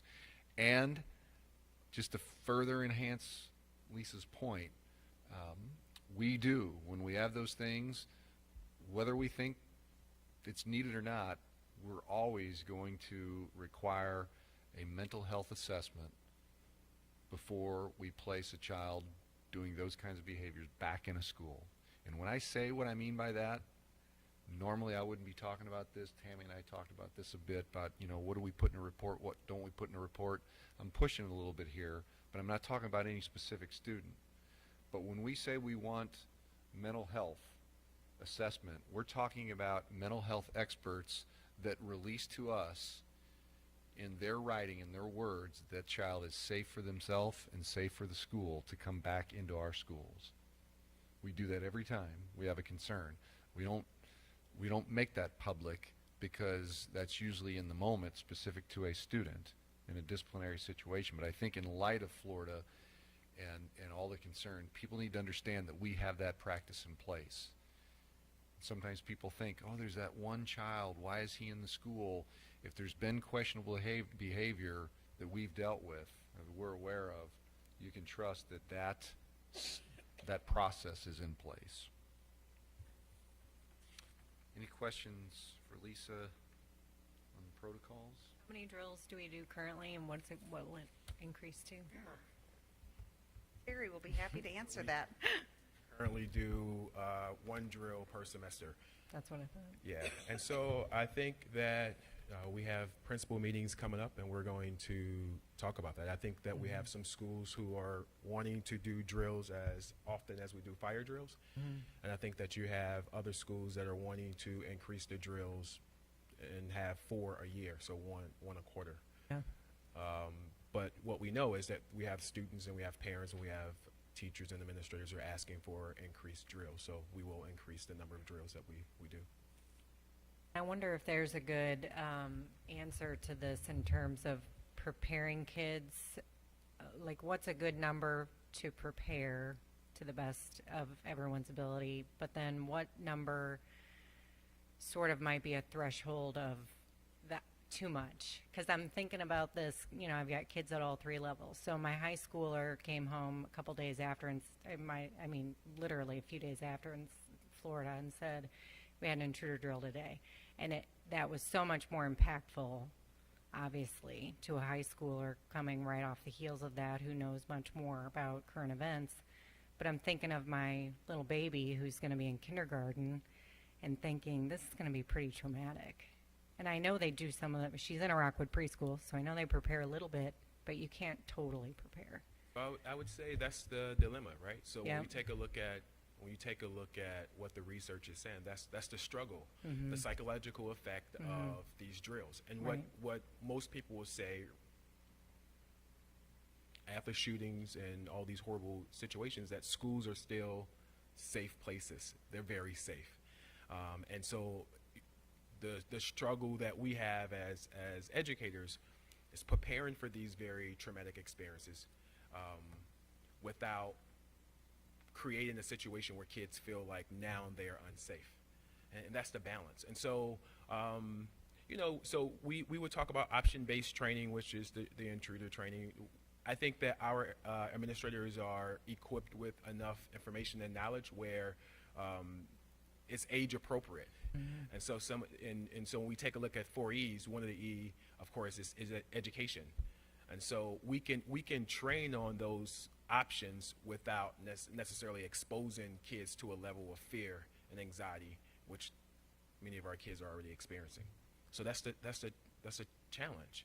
And you have people who really want to increase those drills, and we would agree with that, but we have to be very cognizant and appropriate with our approach. There are parents who like to know when those drills are because they prefer their children not to be Be at there, school, yeah. because they're kids that have generalized anxiety Sure. or what have you. And the good thing is we choose also in Rockwood. The heavy training, wouldn't you agree, Terry? When we talk about 4E, I mean, that's staff. And that's those real life where there's a facsimile of a intruder and they're attacking them and so on. We do that without the kids. And we choose to say, and we still, I think we all agree as a team, we've talked about this, that we still think that shelter in place, the ability to lock down and stay put, is more often than not what we want them to understand. And that's what the kids need to understand, that they're going to follow the direction of the teacher. And if that teacher, through their own common sense and their training, decides, no, now we're going to move, or hey, we're going to use desk and we're going to build a barricade here, we're going to pick up our books, we're going to do whatever, that's following the lead of the teacher. And I don't necessarily think that it's all that beneficial to put kids through that kind of stress to feel that anxiety with that. But appropriate intruder drills where they hear it, so they know what it sounds like, they know what it means, and they know basically what we're going to do and what we're going to listen to. Also, drills in multiple situations, right? So what does an intruder drill experience look like when we are at lunch or if it's in the morning? And so just, but we also want to make sure that, I mean, this is a very traumatic time. We don't want to surprise kids with a drill, especially coming off the backs of, you know, these different shootings. We have to take care of kids and let them continue to know that school is very safe and they have adults that care about them and love them. To Dr. Cano's point, shelter in place, we teach option-based in our schools, in all Missouri schools, because the law says we have to. But what research would show is that shelter in place is still one of the first options that most people are going to go towards, right? And I think that's important to say because there are some individuals who frown upon that. And it's a little bit easier to critique when you're going through a training, but I can't imagine what it's like to actually be in a situation where you have to make that decision. So we want our teachers to know if that's the option they're going to choose, and that's an okay option, and we're barricade, and we do all these other things as well. Rockwood School District, we have, so I'm speaking about training. So we have partnered with the St. Louis County Police Department. Katie actually started this a couple of years ago, and we have June 14th, 2014, we trained 40 teachers to become trainers. So those teachers can teach and train on the options. Obviously, we've lost a few people, but I was proud to take a look at the data, and we still have 30 teachers and administrators in the Rockwood School District. And so I'm meeting with the 4E St. Louis County guys on Monday to take a look at the 30 individuals that we have as trainers, to do a refresher training course for those who are trainers, and then be able to offer a training to new staff and any staff that want a refresher. So we will offer monthly 3-hour courses for any group of staff members that would like to just improve or enhance their learning. A couple of years ago, 2 years ago actually, I met with Metro West and wanted to bring CERT training back to the Rockwood School District. We had it in our district for a while. And we were lucky to be able to offer CERT training twice a year, free of charge for Rockwood. I should preface that. I mean, the cost is of course the cost of a sub. But Metro West, basically this very expensive training, they partner with our district and give us this training twice a year. So we have our next training April 5th and 6th at Selvage Middle School. 45 spots, and I think they may even be generous enough to give us another 5, just because it's such a popular course. If you guys are interested, then shoot me an email, and I would love to see you there to see what our individuals are trained on. So really excited about that. The next section I'm going to talk about the annual employee training under that. If I were to ask you guys to, you can go down, brother. If I were to ask you guys to think about safety, which I often do, I think most people think about the physical safety. When I took over for student services a couple of years ago, and Dr. Counts happily called me and said, "Safety is yours," offered it to me, right? I was doing a lot of research and studying, and one of the things I looked at was the Sandy Hook Commission report. And that report is broken down in 3 areas. So they took a look at how schools are designed. Then they took a look at the physical structures and protocols, the things that Dr. Knos talked about. But the last piece that was really surprising, and this was 2014, 2013, the last piece that was really surprising is in the Sandy Hook report, they talked about health and wellness of students. The sad piece about these events, 90% of the school shootings, the students or the people are connected to schools. They're connected to our schools. And so I'm happy with our report that we're taking a look at this social and emotional security as a measure equally as important as the other things that we're talking about. And so we have things, the Parent University provide resources for parents. A lot of our teachers are asking for more supports on social and emotional learning because kids are struggling with anxiety, depression, and all of those other mental health situations, trauma. And so our Thrive Learning series, every single Tuesday in Rockwood from 8 to 11, you're more than, we'll love to have you there as well. There's a piece that is going on, be it trauma informed, be it restorative practices, be it self-care for educators, or social and emotional learning. So we're preparing our teachers for that. Second Step program, I spoke about that a while ago, but that's a social and emotional learning program at the elementary level. We're ramping up Character Education. Dr. Knos and I met with Character Plus last Friday at all of our high schools. So when we think about Character Education, I think sometimes we typically think about it at the early grade levels, but we have a plan to make sure that we are ramping up our Character Education efforts at the high school level. And obviously you guys know about Leader in Me. There are some professors who are in agreement that we have to increase security measures, meaning police officers and the sort. But at the same time, we have to make sure that we have a climate that is welcoming, a system in place that identifies kids that are struggling and be able to support them and offer the resources to families. The last piece that I would say, and there's a part that I skipped on purpose because I let Dr. Knos talk about the champion piece, but the last thing I would say is we on the news, and this has been the case for a while, people talk a lot about school shootings and they connect it to mental health. And obviously there's a mental health issue there. But I think what we have to do in education, especially, Rockwood School District being leaders, we have to be able to separate that level of shame and stigma from mental health, right? And so if people are struggling with mental health issues, we should be able to support them in schools or point them to community resources without individuals feeling a level of shame or isolation or being kicked out of the community.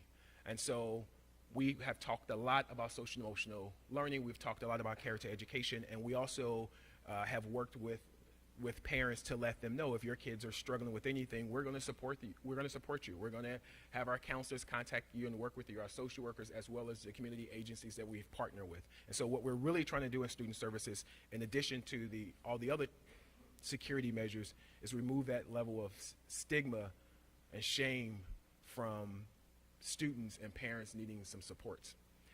And I'll let you talk about your champion program. Terry, first. One thing that I see missing, and you may have it at every school, but I remember when I was at Lafayette and then at Marquette and then at Eureka, we had what we called crisis response team, and that was the head person was one of the administrators, and then usually had a PE person because the PE person could leave their class with somebody else and respond. We had a counselor on that, we had a nurse on that, we had a custodian on that, and maybe another teacher that was free each hour. And the first thing they did when there was a crisis is the administrator would get on the radio, and each of these people had their own radio, which expensive, but gave them each, and they would meet and start planning what to do from there. Now they'd have to pick a space that they could meet, and that would be the responsibility of the administrator.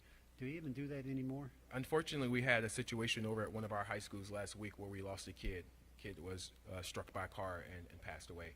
And so immediately at, I don't know, maybe 11 o'clock, Dr. Counts got the call and we activated our crisis team. All of our schools have a crisis team. In fact, the crisis team is a more of a district activation, but yeah, they all have crisis teams. Okay, good.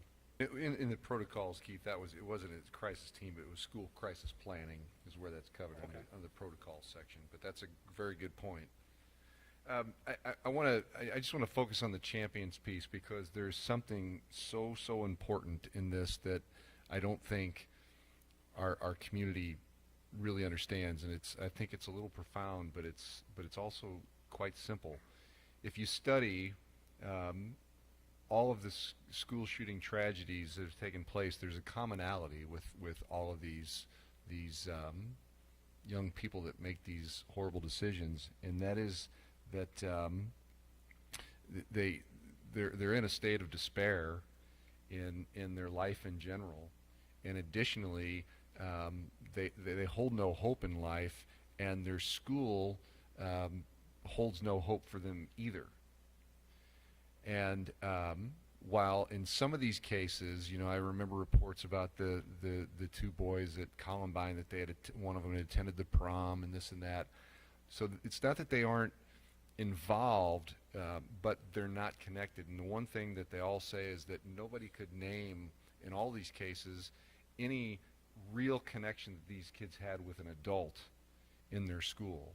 And to me that is really, really important because we make a real significant effort, and we're formalizing that even more. And we saw it utilized the other day, and it just gave me goosebumps. But where we are putting systems in place where there is a champion identified, at least one champion for every single kid in this school district. And what does that mean? That is somebody that a child recognizes, at least one adult that they feel good about, they feel comfortable about. And here's why we do that. We do that because research tells us that if children are in a crisis mode, in a desperate despair type situation in their home life, if they have a positive connection at school, they are more than likely to consider that a safe haven versus someplace they would do harm or do damage. That's powerful, powerful stuff, and that's what we know from all the existing, that none of these young people that made these horrible decisions, they did not have that. Terry and Lisa and I were directly involved in a situation the other day where I was with them in the room interviewing a student, and it was a crisis mode, and I said to the student, tell me, who's your champion in this building? Who is somebody that you know cares about you? And the answer out of his mouth, quivering voice, was, I have a lot of them.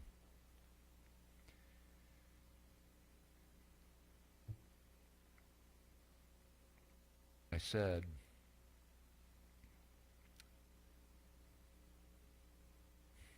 to name the number one, and he named two. So I had to force him to pick one. And we knew this kid was not being entirely truthful with us. He was halfway truthful, but he wasn't being entirely truthful. He named his champion. We went and got her. And she came down, and I put her in that room with Terry Harris, and I pulled the police officer out of the room, and the kid sang like a bird. Opened up, was truthful, filled in the blanks, told the story, case closed. We resolved it, and we moved forward. People think of these tragedies, and they think of metal detectors, and they think of I'm sad to say that I've had so many calls from parents requesting that I remove certain students from school all over our district. And we have to remember, we're never going to know this. Never going to know this. We know the tragedies that have happened in our country. What we don't know is how many tragedies haven't happened because kids in crisis felt a positive connection to somebody in their school. We cannot underestimate the power of that, And that has to be something that we focus on. Our principals get it. We've seen it in action, and we're going to keep going forward with that to a point where we can walk in any school and say, Josie Bays, who is her champion? And we know that. That's what we're heading towards, and I think that is probably, of all this stuff we've talked about, my favorite piece, because we know it works. You've got action items there. We'll let you read through those. Those are some pretty powerful things. And So action items, working with Dr. Shelley Willock and the middle school, elementary schools, as well as high schools with digital citizenship. Lisa, Dr. Counts talked a little bit about this with social media. It's really, really important, really important. And so we are looking to partner or build our own curriculum in this area. Obviously, as we talk about social emotional learning, we also know that there's a need to increase our anti-bullying efforts. You know, that's one of the things that we hear from parents a lot.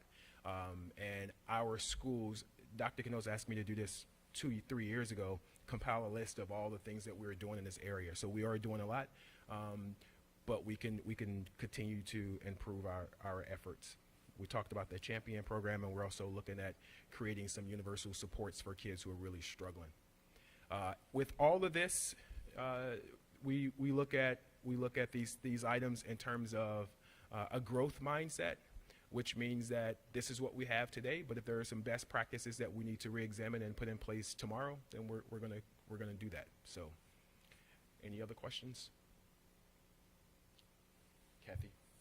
very final is communications, and Kathy's going to walk us through those pieces.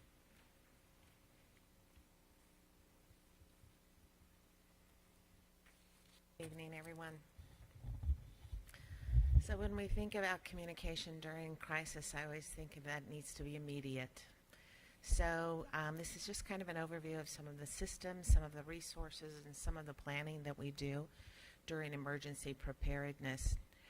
And I think the first important one there is our internal crisis communication management.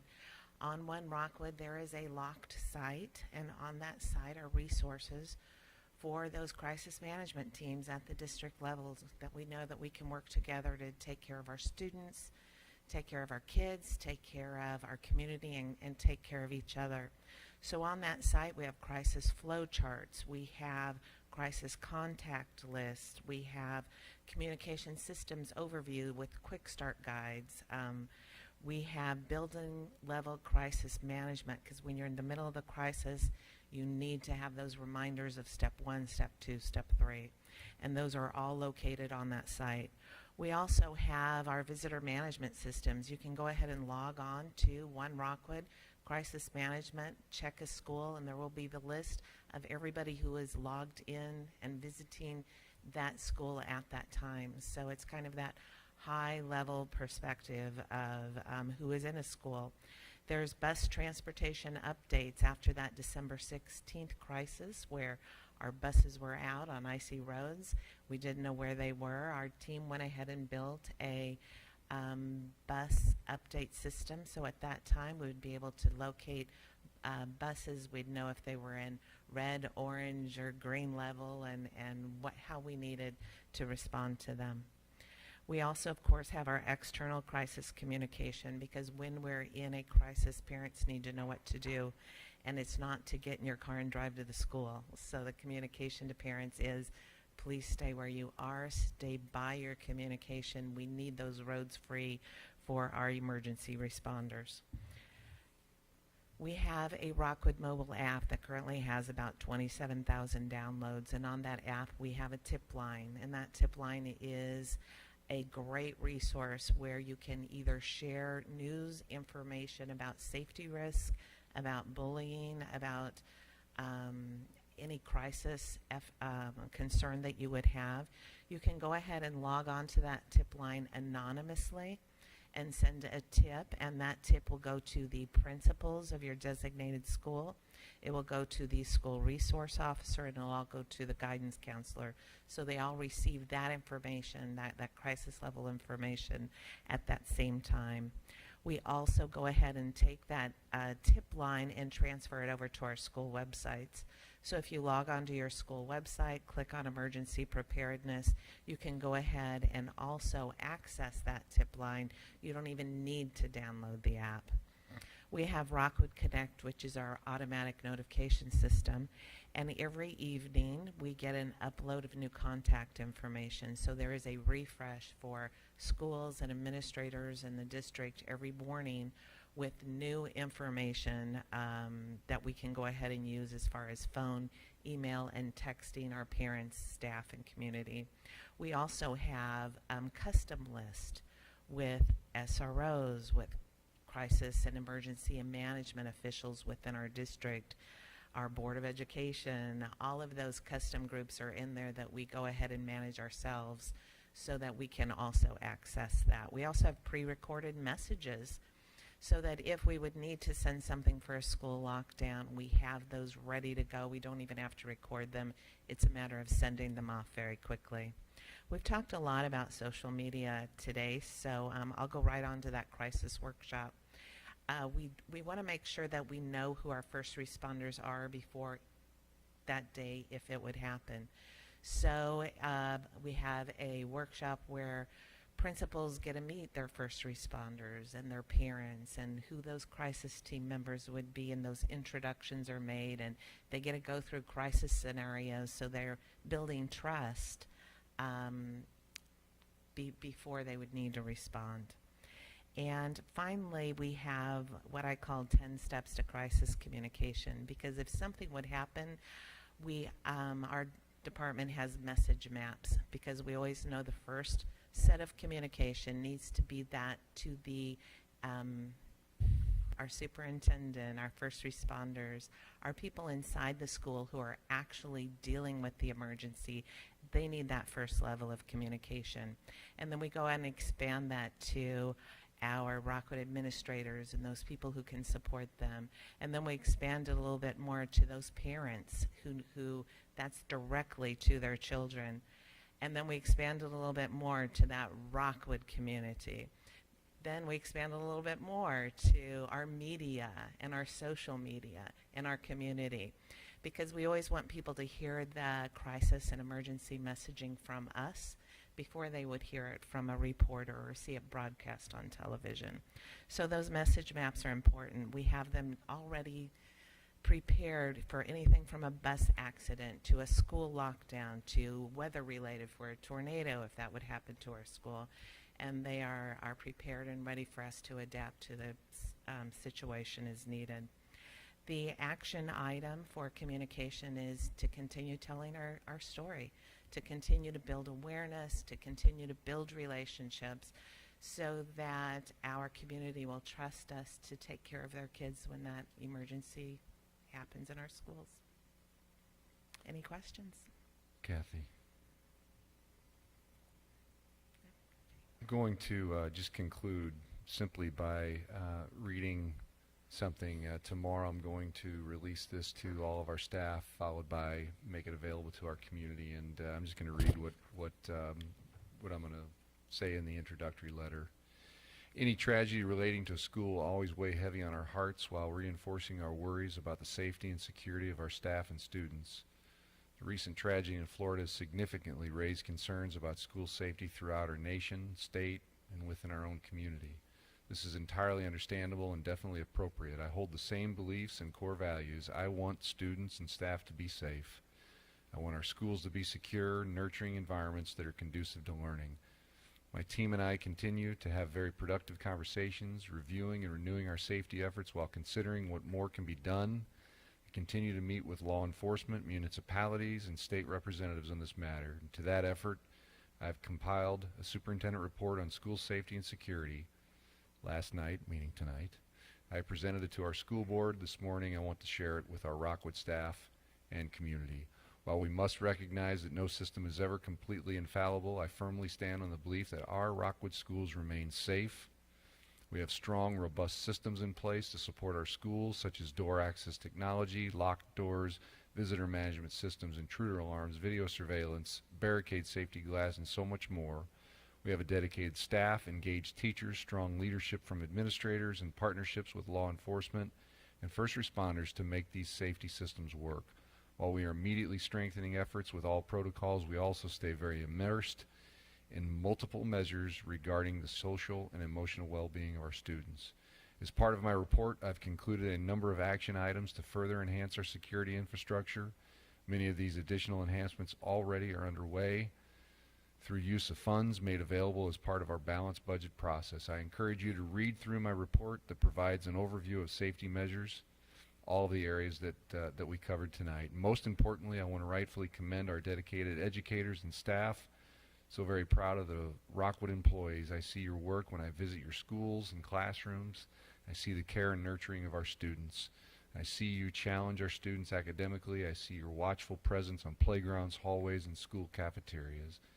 The individuals supporting our Rockwood students are the heart of any plan, and Rockwood is well represented as our employees understand our first priority of protecting our children. These are challenging times, and yet I see unwavering dedication in our efforts. I believe that everyone in the Rockwood School District community, including staff, students, their families, and others, embraces school safety as an issue in which they all have a role in addressing. All members of our school community are accountable for contributing to a positive school climate for our students. I look forward to the challenge of doing more every day on behalf of our Rockwood kids. After all, they deserve nothing less. I will readily admit that I don't have all the answers, and I know while some will feel comforted by this report, others will want more. Regardless, our daily mission continues.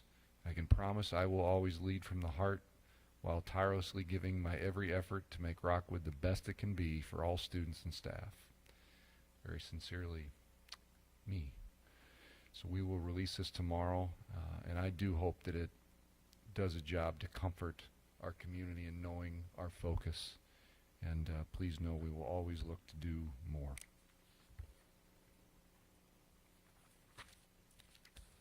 Thank you to all the people that helped put that together. I think that our community deserves this report and is looking for it, so I think it's an appropriate thing to do. So for the presentation and for the compilation of what was obviously a lot of work. But it is somewhat heartening to know that most of the things that Rockwood is doing were already happening. It's not a knee-jerk reaction to an event. These things have been in place and in progress from the last couple of bond issues through the everyday planning. So it's a good thing to put it all into a report. It's very timely to put it all into a report, but it didn't just happen in the last 2 weeks. Things have been in place for a long time, and I salute your administration for everything you've done. All right, the motion on the floor was to approve this report on school safety and security. Is there any further discussion on the report? All those in favor of approval, please say aye. Aye. Any opposed, say no. That passes. Thank you. All right, the next item on the agenda, we're coming down to the end here, is a bond issue purchasing, and Deb's going to join us. I need a motion to approve the bond issue purchases and related contracts between $7,500 and $150,000 as submitted. Moved. Motion and a second. What do you got? The first item is for an appliance for our wireless and wired network access control. This contributes to our digital and digital safety, and it also allows us to know who's authenticating to our network, and it will allow us to expand and maintain our coverage for all of our wireless devices. When we implemented this a few years ago, 4 years ago now, we had about 12 to 14,000 devices wireless on our network. We now have anywhere from 22,000 to 30,000, depending on how many personal devices are also added to the Rockwood-owned devices. So it's just to expand our coverage. There's another item. The next item is for data wiring. The data wiring in our buildings was installed in 1996, so it's 21 and a half, almost 22 years old, and it is in need of upgrade to allow us to continue to keep up with the current speeds of technology. We have some limitations because of the older wiring in some of our buildings. We are putting in just a few drops per classroom, but that, because of the move to wireless, it allows us to provide that extra speed that we need. It allows us to have a good connection for our phone system and our teacher devices. So we have asked for funding from E-Rate, which is a product of the USAC organization, Universal Services Administration Company, through the FCC. They provide what they call a discount, and it's basically a reimbursement. Rockwood's eligible for up to 40% of costs for that, so we feel it's imperative for us to apply for those funds. There's no guarantee that we will get them, but we do feel we need to apply for them, because that's a significant amount of money that we can leverage to allow us to improve our infrastructure. So we requested money this year for Kerrs Mill, Stanton, and Westridge elementary schools, and Schaefer Electric Company was the low bidder. Before, that's total for everything, but if we'd only pay 60% of that? Yes. Would we use that other 40% to do another school or something, or? Well, it doesn't work quite that way, but Okay. but that's money that we have left, then that we can apply the next time to another school. Good. And this request is actually contingent upon receipt of a funding commitment letter, which won't come out until after July. Sometime usually between August and December, they send them out. So, okay. Gotten these before? Yes, this is our 4th year participating in their Category 2 program. We've participated in Category 1 for years, but we previously were not eligible before the modernization order. But now they've expanded that, so we qualify. And the sole purpose of it is to improve your infrastructure. There are specific limitations as to what you can use it for. 1996, they had just come out with Category 5 cable, which would Yes. handle a hub that would auto-negotiate between 10 and 100 megabits. Yes. State-of-the-art now is 10 gigabits. So it's been 20 years, and the difference in speed is mind-boggling. So, yes, upgrade is good. It's like the Autobahn versus a 25-mile-an-hour school zone. Right.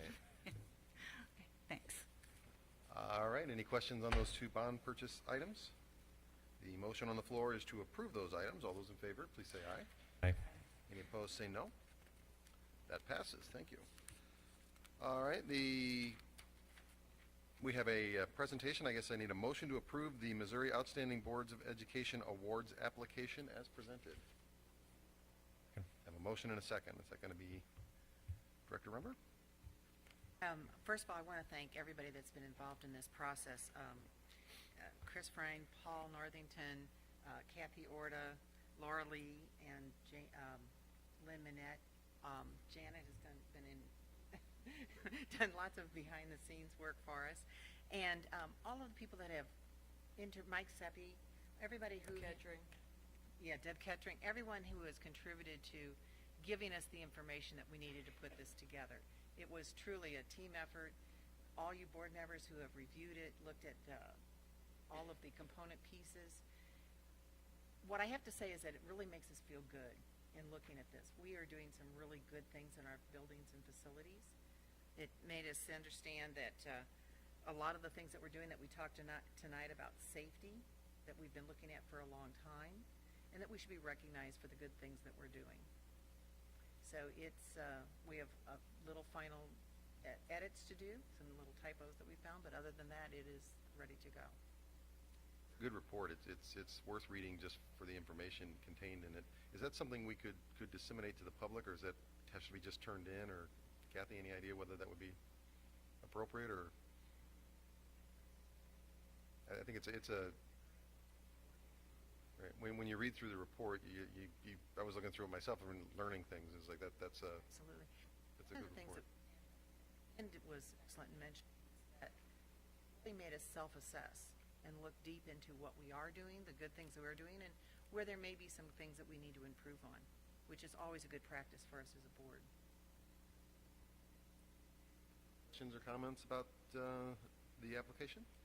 talked about this for years, in all the 7 years I've been on the board. But we said, no, we don't want to do that. I'm glad you guys did that, because I got tired of going to those meetings and saw these schools I know aren't as great as Rockwood getting the award. I'm glad we're in there.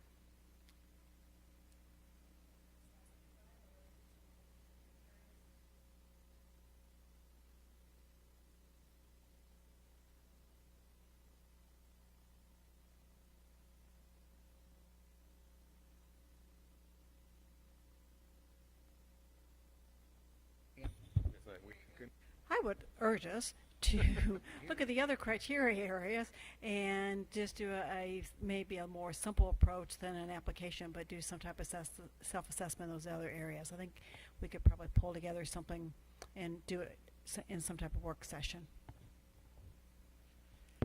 I have a couple of things that I'll get to you on the side that are like caught, like grammatical spelling kind of things, but two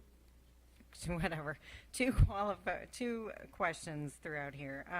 Twice it's mentioned on page 4 and 5, facility upgrades, and it says 4 district-wide, 4 HS, 6 middle school, 19 high school. Should CCL and ILC be included in that? Thought they were included in the total, maybe not. Statement?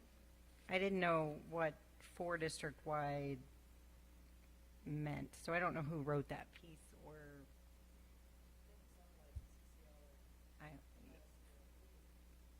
I just want to make sure we're covering everybody. Has 2 gifted campuses, 2 early childhood campuses. Do we have 2 gifted campuses? Only have 1 gifted campus, 2 early childhood, then we have the ILC, which is, independent. And it's specifically under those bullets of facility upgrades, so I'll show you what I have if you want to. I don't know, Print it out you to me can so we say can- who wrote it and they can clarify it. And then the other question was the safety and security section. Obviously, we have this amazing report now. Yeah, there's a lot. So, there yeah. would be pieces added to that. And one thing I think that would be beneficial to definitely add is the crisis workshops that have been done over the years here. That's just a really important piece, I think, because it involves so many people, to make sure that we get that in there on page 5. And I'll get you my other questions, comments. That's why we sent it out to the board, to get the full impact, the Yeah. full review from the board. Yeah. We'd be able to take what's on page 1 and not make any changes and just make the changes on everything else? Be able to send it out? It'll be just typos and Okay, good. additions, things that will change. Great. When will you send this in?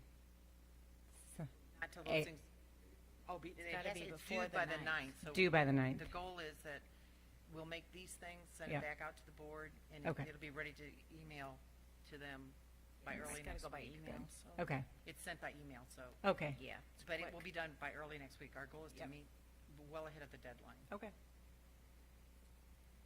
The discussion on Those are the good points to bring out. Thank you. application? All right, the motion is to approve the application. All those in favor, please say aye. Aye. Any opposed, say no. That carries. Thank you.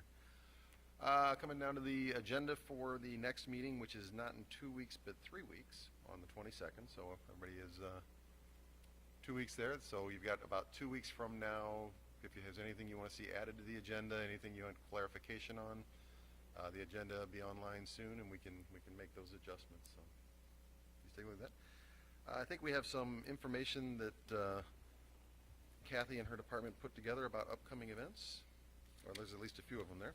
So take a look at those. There's no board election this year, so usually these are handy items to be able to go out and take a look at. But still, if you can attend any of the items that are upcoming at all these various schools, they're always a great thing to do. Hi. We were going to talk about the new process to consolidate the invitations that you guys all get. And that's really what that form is that you have, is off of a calendar that's a Google A calendar, calendar. yeah. That look different. And that's why Carl is here, Mhm. because Carl's the man. Exciting. it's, That's why you're there. That's why I'm There we here, go. yeah. I thought we were worried. You gave me that look, and made He's me ready worried for there for a minute. cleanup. That's All of what a I sudden thought. you're like, I know it's late, but. so hopefully, what we did, and you got an email probably from me today, is I shared a Board of Education calendar with all of you. And so we invited everybody on the Admin Council and their secretaries, instead of, going after each of you individually, or sometimes sending it to me, or for them to go through the route and the directions that we sent out to them to invite you on that calendar. And so you can get onto your phone and easily go through, even if something gets added last minute, and I can go through and invite you individually to things, and you'll get those appointments like you've been getting for the chamber meetings and that type of thing. It'll go to the board calendar, and that's To got... Google? Is that on Google? Mm-hmm. It's where you would go to get your mail, so it'll be a little bit of tweaking that Carl can do on your phones, too, that you can get to it. And you'll get invitations from me. And then anytime you want to go in there, though, if they update, we already have several things. All of these items on here are the items that are just the next 3 weeks that are already on the calendar.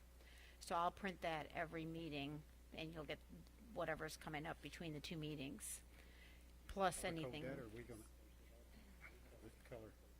You can color code it and make it 1 week at a time, or however you want to. Just uses a pencil, so. So that they will know. Yes, I'll send you an invitation, and you can just do it right then. That's perfect. Yeah. So the calendar, the Board of Education calendar is a separate calendar, separate than your personal Rockwood calendar. So there are going to be events added to that calendar, the Board of Education calendar, as they're invited by the principals in the school, other officials throughout the district itself. Janet will approve those if that's appropriate for it to be added to that calendar. At that point in time, you'll be able to look at those events on that calendar. Now, if Janet thinks that you need to be invited specifically, personally, then that's when she'll invite you as an individual, and then you'll get that question if you want to attend or not. If you say yes, it'll be added to your calendar at that point. If you say no, you'll just be a decline on your calendar. So the events, not every single event will show up on your personal calendar, but they'll always show up on that Board of Education calendar. Correct. The ones that you specifically received an invite in the email and you accepted will show up on your personal calendar. But the idea is Janet's probably not going to send you every single event that shows up on the board calendar, just very specific ones. So if you're looking to know what's going on in the district, things that maybe you haven't personally been invited to, but you're looking for events like the one that are printed there, then you could actually look at those anytime you want on a Board of Education calendar. Again, that's updated daily by the minute. So the minute we print those paper ones, they're technically out of, right? They're out of date already. So this will be able to get that information readily, or if a location change or a time change were happen, that would be reflected on that Board of Education calendar. We add the Board of Education calendar to show up in our calendar? Yes, you can. Okay. So if on your cell phone, if you're asking specifically about your cell phone, if you already have your Rockwood email and your Rockwood calendar show up on there, it's as simple as adding that additional Board of Education calendar. And then I think somebody mentioned something about color coding. You'll get to pick whatever color you want it to be, whether you want it to be a default or not. Worst case scenario, you could always go on the Rockwood website, or go to your Google account on a computer and actually pull up that calendar as well. It'll show up on that left-hand side as a shared calendar with you, and you'll be able to look at those events at any time. The world for me. I'm used to writing it down. Out of your paper calendar. Well, I still have my paper I calendar. know. If you'd like help adding that to your phone tonight or in the upcoming weeks, just let us know. We'll help you out with that. Thank you for that work. That's awesome. Yep. Right. Well, it's been kind of a long but very important meeting tonight. We're getting close to the end. Does any board member have anything else they would like to? Would you two hang around just a second? I want to give you something. Two of you. You two. That'll The only teach two- us here, the only so two yeah, left, the only two left. You two. They're in trouble now. Raise your hand if you're you two. only people left. All right. Well, thank you, everyone, for a very productive night. We'll adjourn.